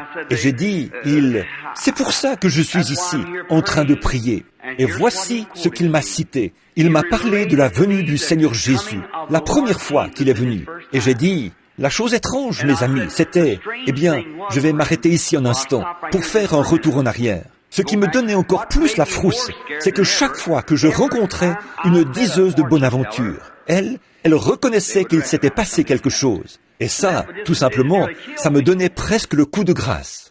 Par exemple, un jour, mes cousins et moi, nous nous promenions sur les lieux d'une fête foraine. Et nous n'étions que des jeunes gens. Nous nous promenions. Alors, il y avait une espèce de diseuse de bonne aventure qui était assise là, sous une des tentes. Une jeune femme de belle apparence. Elle était assise là. Et nous passions ensemble. Nous marchions par là. Elle a dit, « Hé, toi, viens ici un instant. » Et tous les trois, nous nous sommes retournés. Elle a dit, « Toi, avec le chandail rayé. » C'était moi. Alors j'ai dit, « Oui, madame. » Je pensais qu'elle voulait peut-être que j'aille lui chercher un Coca-Cola ou quelque chose comme ça. C'était une jeune femme, peut-être au début de la vingtaine, ou quelque chose. Elle était assise là. Je me suis approché, j'ai dit, « Oui, madame, qu'est-ce que je peux faire pour vous ?» Elle a dit, « Dis donc, sais-tu qu'il y a une lumière qui te suit? Tu es né sous un signe particulier. » J'ai dit, « Qu'est-ce que vous voulez dire ?» Elle a dit, « Eh bien, tu es né sous un signe particulier. Il y a une lumière qui te suit. Tu es né pour un appel divin. » J'ai dit, « Ça va, femme, à d'autres !» Je me suis éloigné tout de suite, parce que ma mère m'avait toujours dit que ces choses-là étaient du diable. Elle avait raison. Alors ça m'a effrayé. À l'époque où j'étais garde-chasse, un jour, je prenais l'autobus. Je suis monté dans l'autobus. J'ai toujours, semble-t-il, été sensible aux esprits. J'étais debout. Il y avait un marin debout derrière moi. J'allais faire une ronde. J'étais en route vers le parc forestier de Henryville, en autobus. Je ressentais une drôle d'impression. Ça ne me lâchait pas. Je regardais autour de moi et il y avait une femme très corpulente qui était assise là, très bien habillée. Elle a dit « Bonjour ». J'ai dit « Bonjour ». J'ai pensé que c'était seulement une femme, vous savez, qui parlait. Alors j'ai continué Elle a dit « J'aimerais vous parler un instant ». J'ai dit « Oui, madame ». Je me suis retourné. Elle a dit « Savez-vous que vous êtes né sous un signe ?» Je me suis dit « Encore une de ces femmes bizarres ». Alors j'ai continué à regarder dehors. Et donc, je n'ai pas dit un mot. J'ai simplement continué Elle a dit « Est-ce que je pourrais vous parler un instant ?» J'ai simplement continué Elle a dit « N'agissez pas comme ça ». J'ai simplement continué à regarder devant moi. Je me suis dit, ce n'est pas très courtois. Elle a dit, j'aimerais vous parler un petit instant. J'ai simplement continué à regarder devant moi. Je ne voulais pas prêter attention à elle.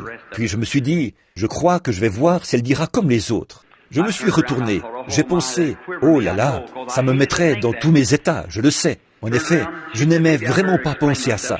Je me suis retourné. Elle a dit, il vaudrait peut-être mieux que je m'explique. Elle a dit, je suis astrologue. J'ai dit, j'ai bien pensé que vous étiez quelque chose du genre. Elle a dit, je suis en route pour Chicago. Je vais visiter mon fils qui est prédicateur baptiste.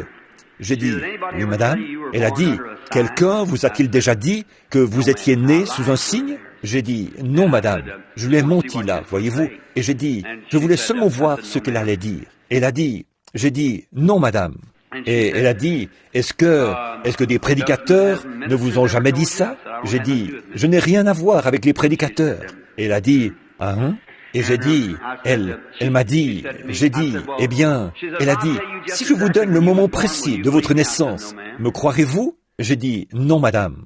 Elle a dit, eh bien, je peux vous donner le moment de votre naissance. J'ai dit, je ne crois pas ça. Elle a dit, vous êtes né le 6 avril 1909, à 5 heures du matin. J'ai dit, c'est exact? J'ai dit, comment le savez-vous? J'ai dit, donnez au marin qui est là le moment de sa naissance. Elle a dit, je ne peux pas. J'ai dit, pourquoi? Comment se fait-il que vous sachiez? Elle a dit, écoutez monsieur. Elle a dit, quand elle s'est mise à parler de l'astronomie, là, elle a dit, tous les temps d'années. Elle a dit, vous vous souvenez quand l'étoile du matin est apparue, celle qui a conduit les mages à Jésus-Christ? Je me suis un peu dérobé à la question. Vous savez, j'ai dit, eh bien, je ne sais rien de la religion. Elle a dit, eh bien, vous avez entendu parler des mages qui étaient venus voir Jésus. J'ai dit, oui. Et elle a dit, eh bien, les mages, qu'est-ce que c'était? Oh, j'ai dit, c'était simplement des mages. C'est tout ce que j'en sais.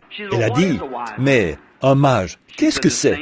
Elle a dit, la même chose que moi, un astrologue, un contemplateur d'étoiles, comme ils les appellent. Et elle a dit, vous savez, Dieu, avant qu'il fasse quoi que ce soit sur la terre, il l'annonce toujours dans le ciel. Et ensuite, sur la terre. J'ai dit, je ne sais pas. Elle a dit, eh bien, elle a nommé trois étoiles, disons, Mars, Jupiter et Vénus. Ce n'était pas celle-là, mais elle a dit, elles se sont croisées, elles se sont alignées et ont formé. Elle a dit, 3 mages sont venus voir le Seigneur Jésus. L'un était de la lignée de Cam, l'autre de celle de Sem et l'autre de celle de Japheth.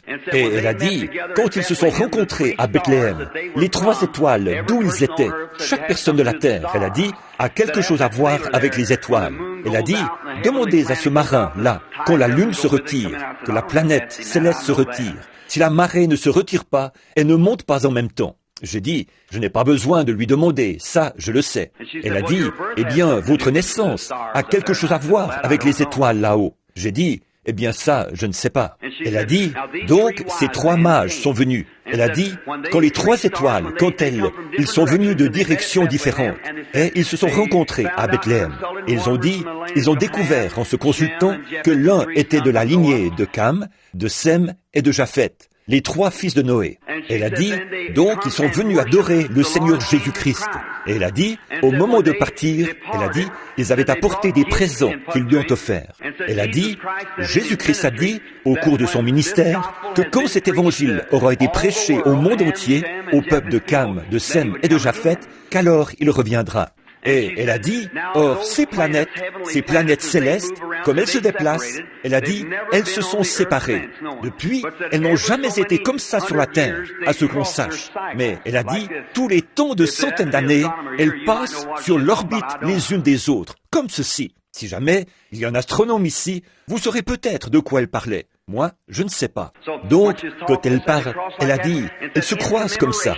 Et elle a dit, en commémoration du plus grand don qui ait jamais été fait à l'humanité, quand Dieu a donné son Fils, quand ces planètes se croisent de nouveau, eh bien, elle a dit, il envoie un autre don à la Terre. Elle a dit, vous êtes nés au moment où elles se sont croisées. Et elle a dit, voilà la raison pour laquelle je savais. Eh bien, là, j'ai dit, Madame, pour commencer, je n'en crois pas un mot. Je ne suis pas religieux et je ne veux plus en entendre parler. Je me suis éloigné et alors je lui ai coupé la parole assez sèchement, alors je suis descendu. Et chaque fois que je me retrouvais en présence de l'un d'eux, c'est comme ça que ça se passait. Je me disais, pourquoi est-ce que les démons font ça? Et puis, il y avait les prédicateurs qui disaient, c'est du diable, c'est du diable. À cause d'eux, j'en étais arrivé à le croire. Alors, cette nuit-là, là-bas, quand il m'a parlé de ça, je lui ai demandé, j'ai dit, mais comment se fait-il que c'est toujours les médiums et tous ceux-là, et les gens possédés du diable qui m'en parlent, alors que le clergé, là, mes frères, eux, ils me disent que c'est du malin. Maintenant, écoutez ce qu'il a dit, lui, celui qui est là, au-dessus, sur la photo. Il a dit, ce qui est arrivé à l'époque arrive de même aujourd'hui. Et il s'est mis à m'expliquer que quand le ministère de notre Seigneur Jésus-Christ a commencé à se manifester, les prédicateurs disaient qu'il était Belzébul, le diable. Mais les démons, eux, disaient qu'il était le Fils de Dieu, le Saint d'Israël. Les démons, et regardez Paul et Barnabas, quand ils étaient là-bas, en train de prêcher, les prédicateurs disaient, ces hommes-là chambardent tout, ils sont mauvais. Ils sont du diable.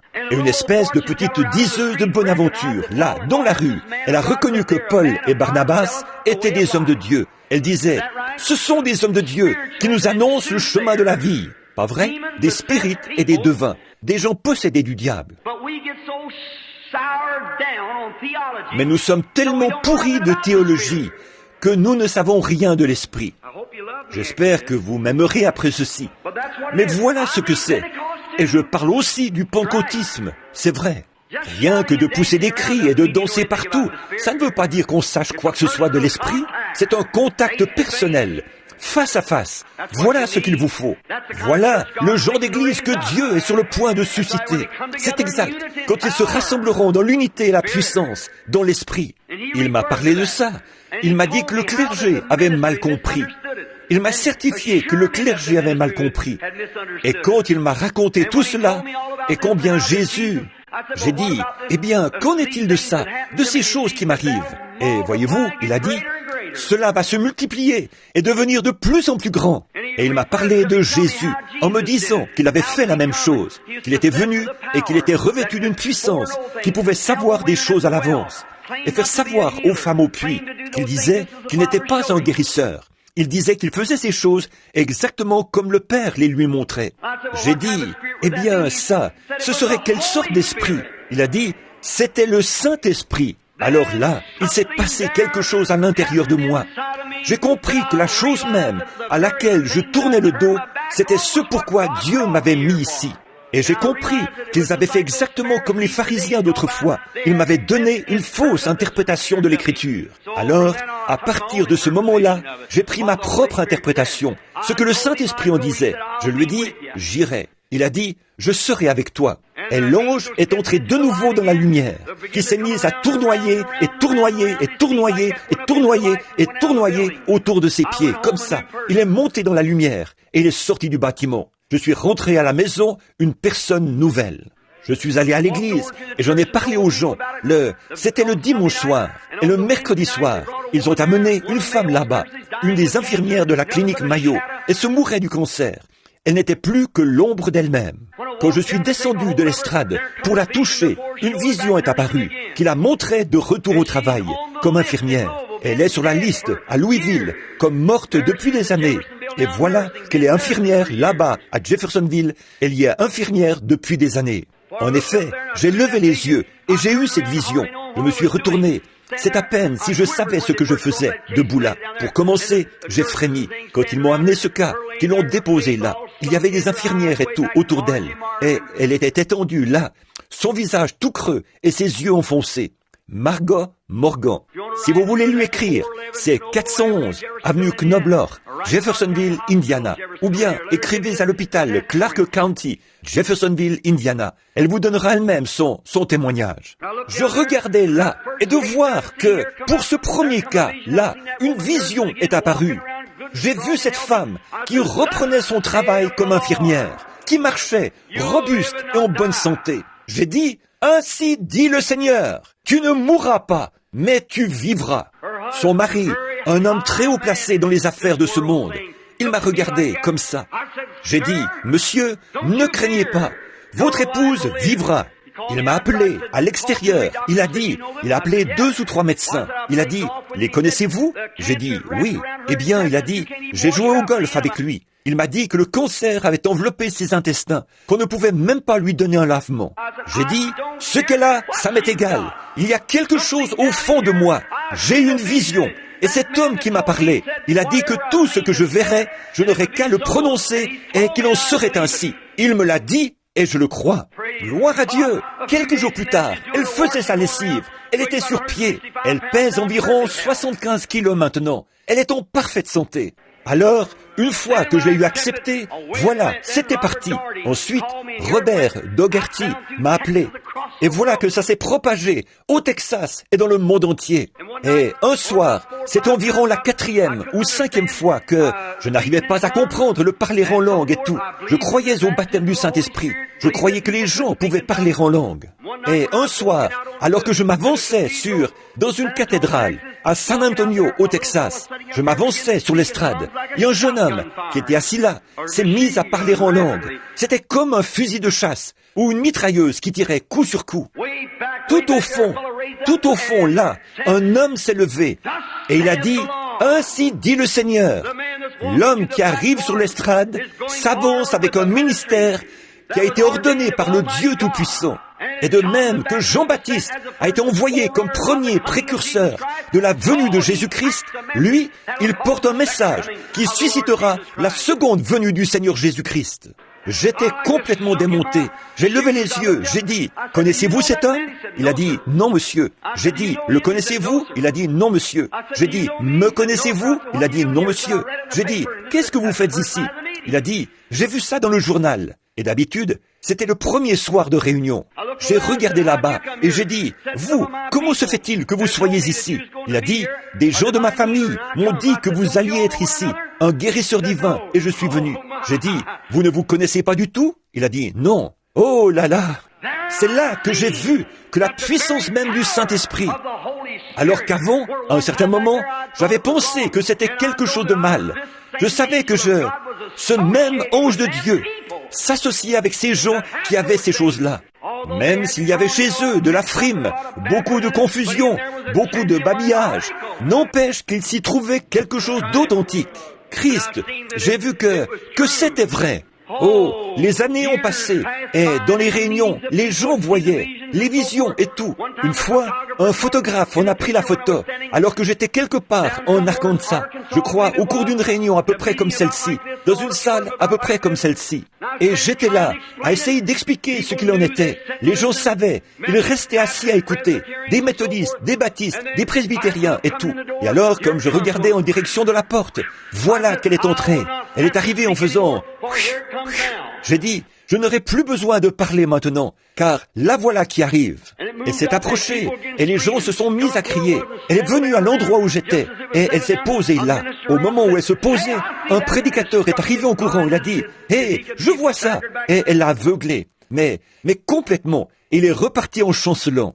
Vous pouvez regarder sa photo. Elle est là, dans le livre.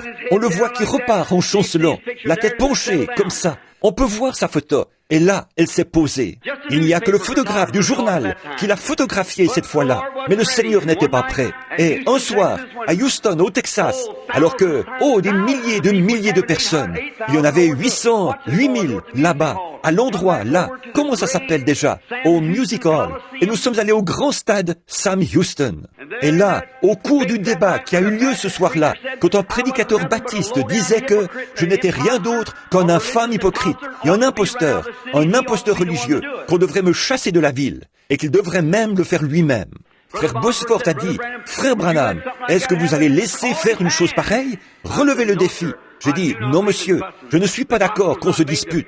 L'évangile n'a pas été donné pour qu'on se dispute à son sujet, mais pour qu'on le vive. » J'ai dit, « Peu importe combien vous nous convaincriez, il continuerait exactement dans la même voie. » J'ai dit, ça ne changerait rien pour lui. Si Dieu ne peut pas parler à son cœur, comment le pourrais-je? Dans l'édition du lendemain, il était dit, on voit de quoi ils sont faits. Le Houston Chronicle. Il était dit, on voit de quoi ils sont faits. Ils ont peur de défendre ce qu'ils prêchent. Le vieux frère Bosworth, il est venu me voir. Il avait 70 ans bien tassés à l'époque. Un vieux frère charmant. Il a passé son bras autour de mes épaules. Il a dit, frère Branham, il a dit, vous voulez dire que vous n'allez pas relever le défi? J'ai dit, non, frère Bosworth. Non, monsieur, je ne vais pas relever le défi. J'ai dit, ça ne sert à rien. J'ai dit, tout ce que ça fait, c'est qu'il y a des disputes quand nous quittons l'estrade. J'ai dit, je suis en pleine série de réunions en ce moment, et je ne veux pas gâcher les choses comme ça. J'ai dit, laissez-le donc faire. J'ai dit, c'est tout, il ne fait que jacasser. J'ai dit, de ces gens-là, on en a déjà vu, et ça ne sert à rien de leur parler. J'ai dit, ils repartent aussitôt, ils restent sur leur position. J'ai dit, une fois qu'ils ont reçu la connaissance de la vérité, s'ils refusent de l'accepter, alors la Bible dit qu'ils ont franchi la ligne de séparation et qu'il ne leur sera jamais pardonné, ni dans ce monde, ni dans le monde à venir. Ils appellent ça du diable, et ils ne peuvent pas s'en empêcher. Ils sont possédés d'un esprit religieux, qui est le diable. Combien savent que c'est vrai, qu'un esprit démoniaque est religieux? Oui, monsieur, aussi fondamentaliste qu'ils peuvent l'être. Et donc, cela n'a pas très bien passé, là, quand j'ai dit fondamentaliste. Mais c'est vrai. Ayons l'apparence de la piété, mais renions ceux qui ont fait la force. C'est exact. Ce sont les signes et les prodiges qui confirment Dieu, toujours.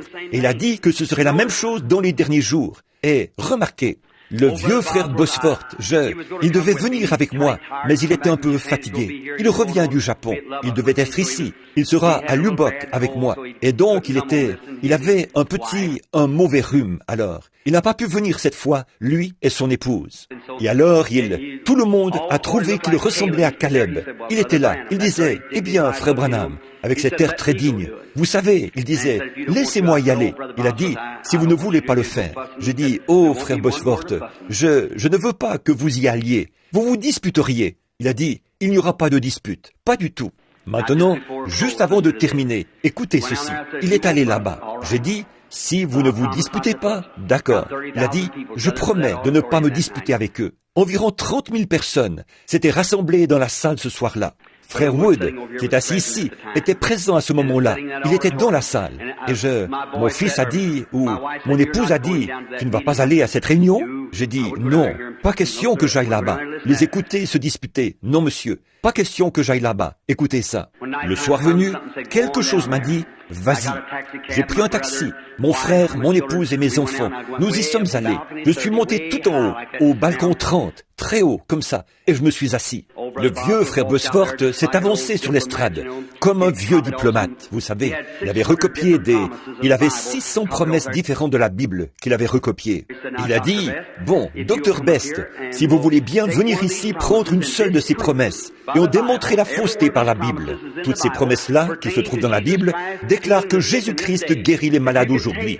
Si vous pouvez prendre une seule de ces promesses, et par la Bible, la démentir par la Bible, je m'assiérai. Je vous serrerai la main, je dirai, vous avez raison. Il a dit, je vais m'occuper de ça quand je monterai sur l'estrade. Il voulait parler en dernier pour pouvoir ridiculiser frère Bosworth.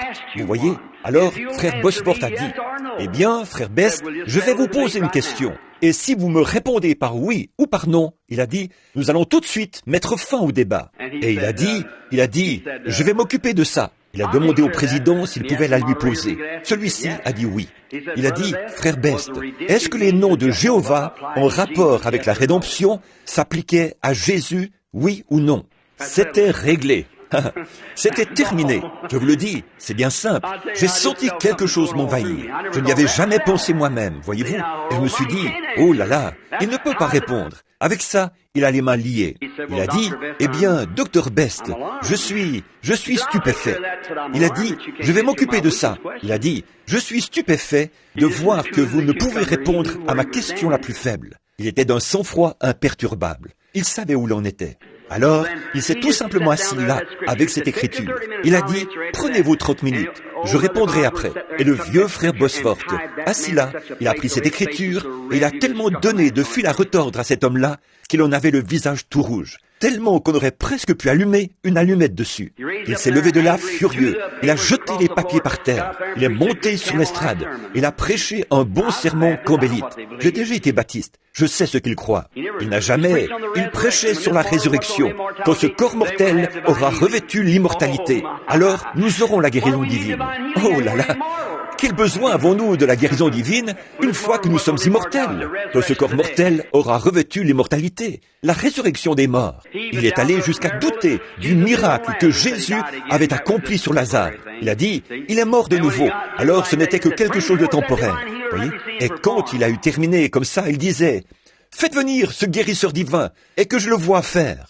Ils ont eu une petite prise de bec, là. Frère Bosworth a dit, je ne m'attendais pas à ça de vous, frère Best. Vous n'avez pas répondu à une seule de mes questions. Et alors, là, il est vraiment sorti de ses gonds. Il a dit, faites venir ce guérisseur divin et que je le vois faire. Il a dit, frère Best, croyez-vous que des gens puissent être sauvés? Il a dit, bien sûr. Il a dit, voudriez-vous qu'on vous appelle un sauveur divin? Il a dit, bien sûr que non, pas plus. Que vous prêchiez le salut de l'âme, ça ne ferait pas de vous un sauveur divin pour autant. Il a dit, mais bien sûr que non. Il a dit, qu'il prêche la guérison divine du corps, ça ne fait pas plus de frère Branham un guérisseur divin pour autant. Il n'est pas un guérisseur divin, il dirige les gens vers Jésus-Christ. Il disait, faites-le venir, que je le vois faire. Laissez-moi revoir les personnes dans un an, et je vous dirai si j'y crois ou pas. Frère Bosworth a dit, frère Best, il me semble qu'il s'agit là d'un retour au calvaire. Descends de la croix et nous croirons en toi. Voyez? Alors, là, il s'est vraiment emporté. Il disait, que je le vois faire, que je le vois faire. Ceux qui présidaient l'ont fait asseoir. Il s'est avancé vers un prédicateur pentecôtiste qui était là, debout, et lui a donné des claques, d'un bout à l'autre de l'estrade. Alors, là, ils l'ont arrêté. Alors, Frère Bosworth disait, non. Donc, ceux qui présidaient l'ont fait asseoir. Raymond Richet s'est levé. Il a dit, est-ce là l'attitude de la Southern Baptist Convention? Il a dit, vous, les prédicateurs baptistes, est-ce la Southern Baptist Convention qui a envoyé cet homme ici, ou s'il est venu de son propre chef? Il ne voulait pas répondre. Il a dit, je vous ai posé une question. Ils les connaissaient tous. Ils ont dit, il est venu de son propre chef. En effet, je sais que les baptistes aussi croient à la guérison divine. Alors donc, il a dit, il est venu de son propre chef. Et alors, voici ce qui s'est passé ensuite. Ensuite, Frère Bosworth a dit, je sais que Frère Branham est dans l'assemblée. S'il peut venir terminer la réunion, très bien. Alors, Howard a dit, reste bien assis. Je dis, je reste assis. Juste à ce moment-là, quelque chose s'est approché, s'est mis à tournoyer autour de moi. Je savais que c'était l'ange du Seigneur. Il a dit, lève-toi. Environ 500 personnes ont joint leurs mains comme ceci. Ils m'ont ouvert un passage. Je suis descendu pour aller sur l'estrade. J'ai dit, mes amis, je ne suis pas un guérisseur divin. Je suis votre frère. J'ai dit, frère Best, je ne dis pas ça. Ou, frère Best, j'ai dit, je ne dis pas ça pour manquer d'égard envers vous, mon frère. Pas du tout. Vous avez droit à vos convictions. Et moi aussi. J'ai dit, bien entendu, vous voyez que vous n'avez pas pu prouver ce que vous avanciez face à Frère Bosworth. Vous ne le pourriez pas non plus face à quelqu'un qui a étudié la Bible et qui connaît ces choses. J'ai dit, et pour ce qui est de guérir les gens, je ne peux pas les guérir, Frère Best. Mais je suis ici tous les soirs. Si vous voulez voir le Seigneur accomplir des miracles, vous n'avez qu'à venir. Il le fait tous les soirs. Il a dit, j'aimerais vous voir guérir quelqu'un et qu'on me laisse les examiner.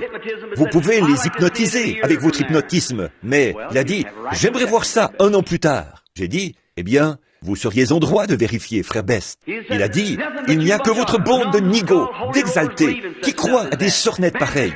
Les baptistes ne croient pas à des sottises semblables. Frère Bosworth a dit, un instant. Il a dit, combien y a-t-il de personnes dans l'auditoire qui, au cours de ces 2 semaines de réunion, des personnes qui sont membres en règle de ces belles églises baptistes de Houston ici. Et vous pouvez prouver que vous avez été guéris par le Dieu Tout-Puissant pendant que Frère Branham était ici. Et plus de 300 personnes se sont levées. Il a dit, qu'est-ce que vous dites de ça? Il a dit, ce ne sont pas des baptistes. Il a dit, n'importe qui peut témoigner de n'importe quoi. Encore là, ça ne veut pas dire que ce soit juste. Il a dit, la parole de Dieu dit que c'est juste. Et vous ne pouvez pas le réfuter. Les gens disent que c'est juste. Et vous ne pouvez pas le démentir. Alors, qu'est-ce que vous allez faire? Voyez-vous, comme ça. J'ai dit, Frère Best, je dis seulement la vérité. Et si je dis la vérité, Dieu est dans l'obligation d'appuyer la vérité. J'ai dit, s'il n'appuie pas la vérité, alors il n'est pas Dieu. Et j'ai dit, je ne guéris pas les gens. Je suis né avec un don de voir les choses, de les voir arriver. J'ai dit, je sais que je suis mal compris, mais je ne peux pas faire autrement que d'agir selon les convictions de mon cœur. J'ai dit, je crois que Jésus-Christ est ressuscité des morts. Et c'est l'Esprit qui vient et qui montre les visions et tout. Si c'est ça qui est mis en doute, venez faire un tour et voir ce qu'il en est. J'ai dit, voilà tout. Mais j'ai dit, mais quant à moi, je ne peux rien faire de moi-même. J'ai dit, si je dis la vérité, Dieu est tenu envers moi d'attester que c'est la vérité. Et à peu près, au même moment, quelque chose a fait. Il est arrivé. Il est descendu en plein là. Et l'Association américaine des photographes, les studios Douglas de Houston au Texas, avaient installé leurs gros appareils photo là. Il est interdit de prendre des photos. Ils ont pris la photo. Donc, ils étaient là pour prendre des photos de M. Best et qu'il disait, avant que j'arrive, il disait, un instant, vous avez 6 photos de moi à prendre. Il a dit, tenez, prenez ma photo maintenant. Il a mis son doigt au nez de ce saint homme, comme ça. Il disait, maintenant prenez ma photo. Et ils l'ont prise. Ensuite, il a serré le poing et il l'a brandi en disant, maintenant prenez ma photo. Et ils l'ont prise comme ça. Ensuite, il a fait comme ça, il a posé pour sa photo. Il disait, vous allez voir ça dans mon magazine. Comme ça. Frère Bosworth est resté là sans dire un mot. Ensuite, ils ont pris la photo de ceci. En rentrant à la maison ce soir-là, c'est un garçon catholique qui l'avait prise. Il a dit à cet autre garçon, il a dit, qu'est-ce que tu en penses? Il a dit, je sais que je l'ai critiqué. Quand le goitre est parti de la gorge de cette femme, j'ai dit qu'il l'avait hypnotisé. Il a dit, il est possible que j'ai fait erreur là-dessus. Il a dit, qu'est-ce que tu penses de cette photo? Je ne sais pas. Ils ont mis ça dans l'acide. Voici la photo qu'il a prise. Vous pouvez lui demander si vous voulez. Ils sont rentrés à la maison. Il s'est assis là et a fumé une cigarette. Il est retourné et il en a sorti un de frère Bosworth. C'était négatif. Il en a sorti 2, 3, 4, 5, 6. Il n'y avait absolument rien. Sur aucun. Dieu n'a pas permis qu'une photo soit prise de son homme, de ce brave vieux rempli de piété, alors qu'il était là, avec cet hypocrite qui avait son nez ou sa main, son poing brandi sous son nez, comme ça. Il ne l'a pas permis. Ils ont sorti le suivant, et elle était là. Cet homme a été pris d'une crise cardiaque, à ce qu'ils disent, cette nuit-là. On a envoyé le négatif à Washington, D.C. Ils ont déposé un copyright dessus et l'ont retourné. Et George J. Lacey, le chef du service des empreintes digitales, les documents, et ainsi de suite, du FBI, un des plus éminents qu'il y ait au monde entier, on lui a apporté ça et il l'a gardé 2 jours pour vérifier l'appareil, les lumières et tout le reste. Et quand nous sommes arrivés, cet après-midi-là, il a dit « Révérend Branham, moi aussi je vous ai critiqué. » Il a dit « Et j'ai dit que c'était de la psychologie. Quelqu'un disait avoir vu ces lumières et des choses comme ça. » Il a dit « Vous savez, le vieil hypocrite disait toujours ça. Il parlait de l'incroyant. Que ces images autour, que cette auréole autour de Christ, autour des saints. » Il a dit, ce n'était que de la psychologie pure et simple. Mais il a dit, Révérend Branham, l'œil mécanique de cet appareil photo ne captera pas de la psychologie. La lumière a frappé l'objectif, ou a frappé le négatif, et elle était bien là. Et il a dit, je le leur ai remis. Il a dit, oh monsieur, savez-vous combien ça vaut ça? J'ai dit, pas pour moi frère, pas pour moi. Alors il a dit, naturellement, la chose ne se réalisera pas de votre vivant. Mais un jour, si la civilisation continue à avancer et que le christianisme demeure, il se passera quelque chose à ce sujet. Alors, mes amis, ce soir, si c'est notre dernière rencontre sur cette terre, vous et moi, nous nous sommes trouvés dans la présence du Dieu Tout-Puissant. Mon témoignage est vrai. Il y a beaucoup de choses. Il faudrait des quantités de livres pour tout écrire. Mais je veux que vous sachiez. Combien de personnes ici ont réellement vu, non pas la photo, mais la lumière elle-même, près de l'endroit où je prêchais? Levez la main, partout dans le bâtiment, tous ceux qui l'ont déjà vu. Vous voyez, il y a peut-être 8 ou 10 mains de gens qui sont assis ici. Vous dites, est-il possible que la voie et que moi je ne la vois pas? Oui, monsieur, cette étoile que les mages ont suivie, elle est passée au-dessus de tous les observatoires. Personne d'autre ne l'a vue, seulement eux. Ils ont été les seuls à la voir. Élie était là. Il regardait tous ces chars de feu et tout le reste. Et Géasi regardait partout. Il ne pouvait les voir nulle part. Dieu a dit, ouvre ses yeux pour qu'il voie. Et là, il les a vus, vous voyez. Par contre, c'était un bon garçon. Il était là. Il regardait partout, mais il ne pouvait pas les voir.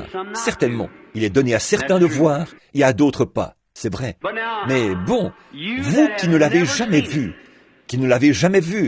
et vous qui l'avez vu avec votre œil naturel, mais qui n'avez jamais vu la photo, il reste que ceux qui voient la photo ont une plus grande preuve que vous qui l'avez vue avec votre œil naturel. En effet, avec votre œil naturel, vous auriez pu faire erreur. Ça aurait pu être une illusion d'optique, pas vrai? Mais cela, ce n'est pas une illusion d'optique. C'est la vérité. Les recherches scientifiques en démontrent la vérité.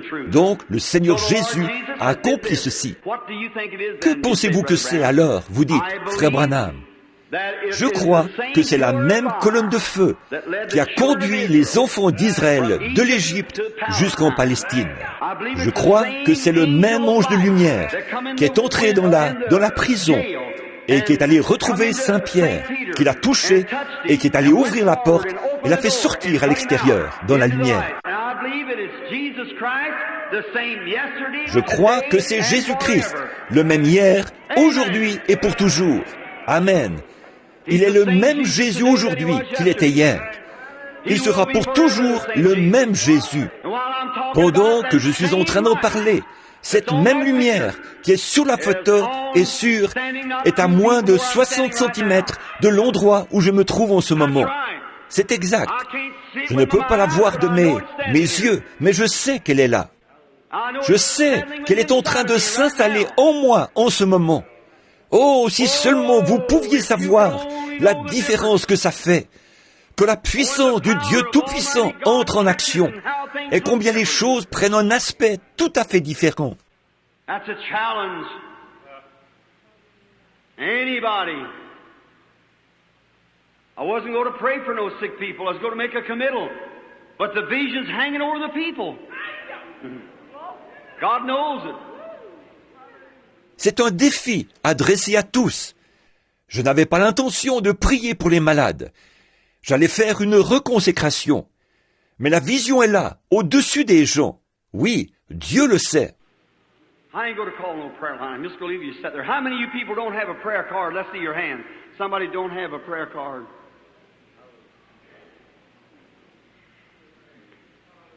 Do not have a prayer card. Je ne vais pas former de ligne de prière. Je vais vous laisser assis là. Combien d'entre vous n'ont pas de carte de prière? Levez la main. Quelqu'un qui n'a pas de carte de prière. Qui n'a pas de carte de prière. La dame de couleur qui est assise ici. Je vois que vous aviez levé les mains. Est-ce exact? Levez-vous pour que je puisse vous distinguer un instant. Je ne sais pas ce que le Saint-Esprit dira, mais vous me regardez d'un regard tellement sincère. Vous n'avez pas de carte de prière. Si le Dieu Tout-Puissant me révèle quel est votre problème, je commence en faisant comme ça. C'est seulement pour commencer. Croyez-vous que je suis... Vous savez qu'il n'y a rien, qu'il n'y a absolument rien de bon en moi. Si vous êtes une femme mariée, je suis un homme comme votre mari, pas plus. Je suis seulement un homme. Mais Jésus-Christ est le Fils de Dieu. Et il a envoyé son esprit pour confirmer ces choses. Si Dieu me dit ce qui ne va pas chez vous, et vous savez que je n'ai aucun moyen de contact avec vous du tout, croirez-vous de tout votre cœur? Que Dieu vous bénisse. Alors, votre hypertension a disparu. C'est ça que vous aviez. C'était bien ça, n'est-ce pas? Alors, asseyez-vous. Croyez-le une bonne fois. Je somme n'importe qui d'y croire. Regardez, je vais vous dire quelque chose. Marthe, quand elle est venue au Seigneur Jésus, ce don n'aurait jamais agi après que le Père lui avait déjà montré ce qu'il allait faire. Il n'aurait jamais agi, mais elle a dit, « Seigneur, si tu avais été ici, mon frère ne serait pas mort. » Elle a dit, « Mais je sais que même maintenant, tout ce que tu demanderas à Dieu, Dieu te l'accordera. » Il a dit, « Je suis la résurrection et la vie. Celui qui croit en moi vivra, quand même il serait mort. Et quiconque vit et croit en moi ne mourra jamais. » Crois-tu cela? Écoutez ce qu'elle a dit. Elle a dit, « Oui, Seigneur. Je crois que tout ce que tu as dit est la vérité. Je crois que tu es le Fils de Dieu qui devait venir dans le monde. » C'était sa façon de s'approcher humblement. Vous ne vous sentez plus pareil, n'est-ce pas, madame? Oui, c'est exact. La petite dame qui est assise là, à côté de vous aussi, elle a de l'arthrite et un problème gynécologique. C'est bien vrai, n'est-ce pas, madame? Levez-vous un instant. La petite dame qui porte la robe rouge. Vous étiez tellement près que la vision est venue sur vous. De l'arthrite, un problème gynécologique, pas vrai? Et voici, il y a quelque chose dans votre vie. Vous avez un bon regard, bien franc. Vous avez beaucoup de tracas dans la vie, beaucoup de problèmes. Et ces problèmes, c'est à cause de votre bien-aimé. Il s'agit de votre mari. C'est un ivrogne. Il ne veut pas aller à l'église. Si c'est vrai, levez la main. Que Dieu vous bénisse, madame. Rentrez à la maison maintenant et recevez votre bénédiction. Vous êtes guérie. Maintenant, il y a de la lumière autour de vous.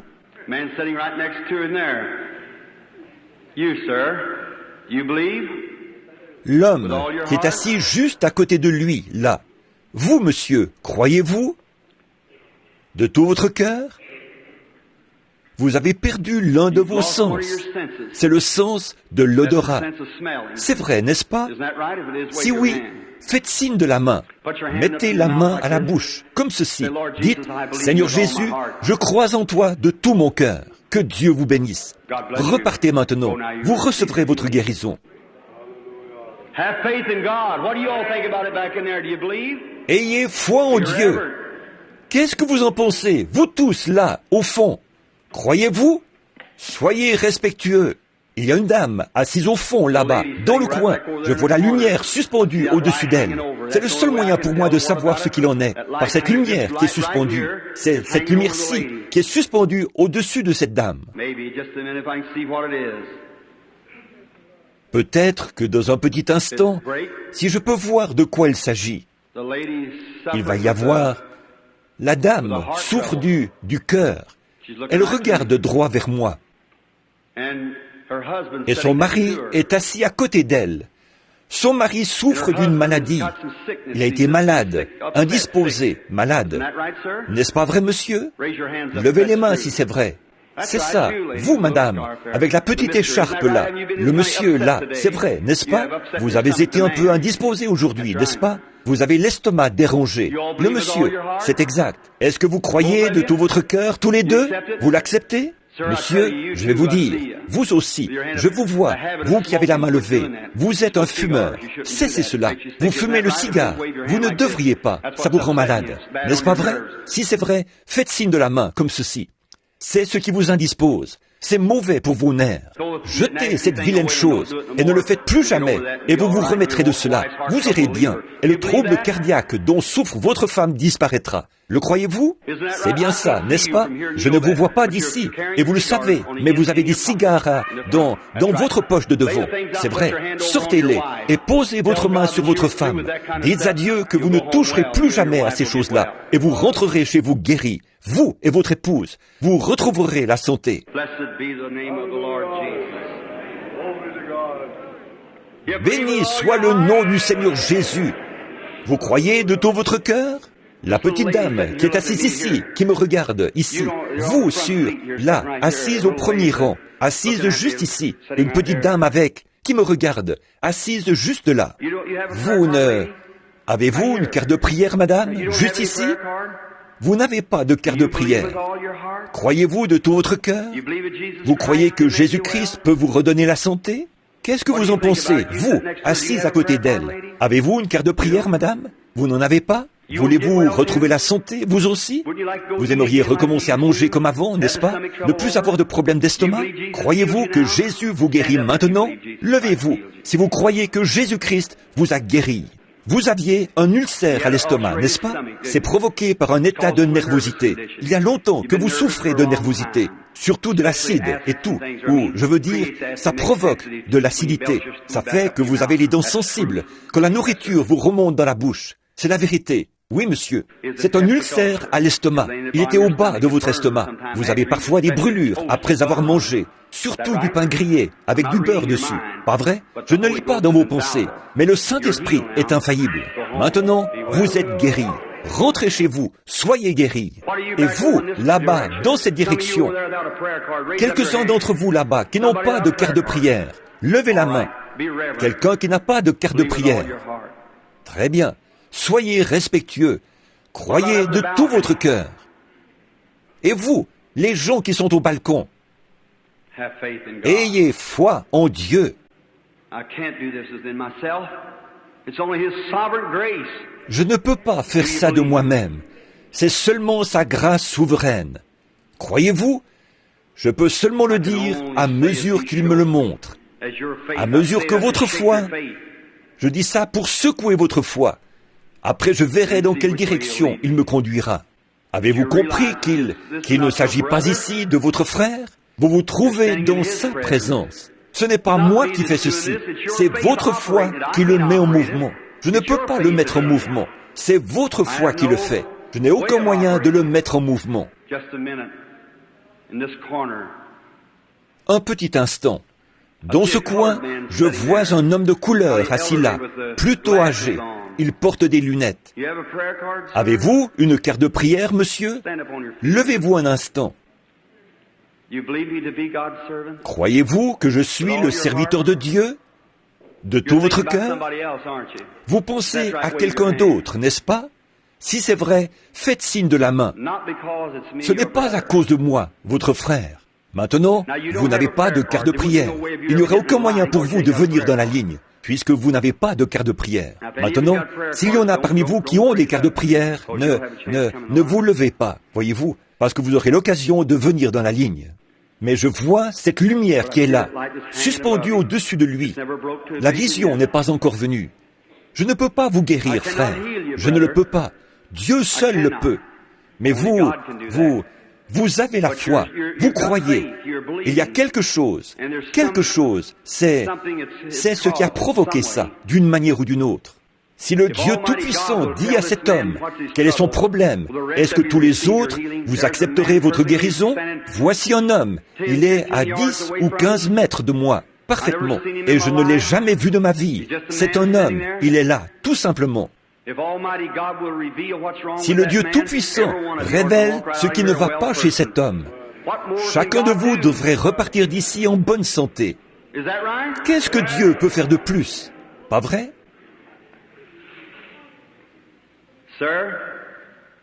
Monsieur, ce n'est pas vous qui n'allez pas. Vous êtes faible. Vous devez vous lever un peu la nuit, la prostate et tout. Mais ce n'est pas ça qui vous cause du souci. Ce qui vous cause du souci, c'est votre fils. Et votre fils est dans une espèce d'établissement de l'État. Il a un dédoublement de la personnalité. Pas vrai? Faites signe de la main si c'est vrai. C'est tout à fait vrai. Combien croient maintenant que Jésus-Christ, le Fils de Dieu, est ici? Levons-nous, donnons-lui la louange et recevons notre guérison. Dieu Tout-Puissant, auteur de la vie, donateur de tout bon don, tu es ici, le même Seigneur Jésus-Christ, le même hier, aujourd'hui et pour toujours. Et Satan, tu as bluffé ces gens assez longtemps. Sors d'eux. Je te conjure par le Dieu vivant, dont la présence est ici maintenant, sous la forme d'une colonne de feu. Retire-toi de ces gens. Sors d'eux au nom de Jésus-Christ.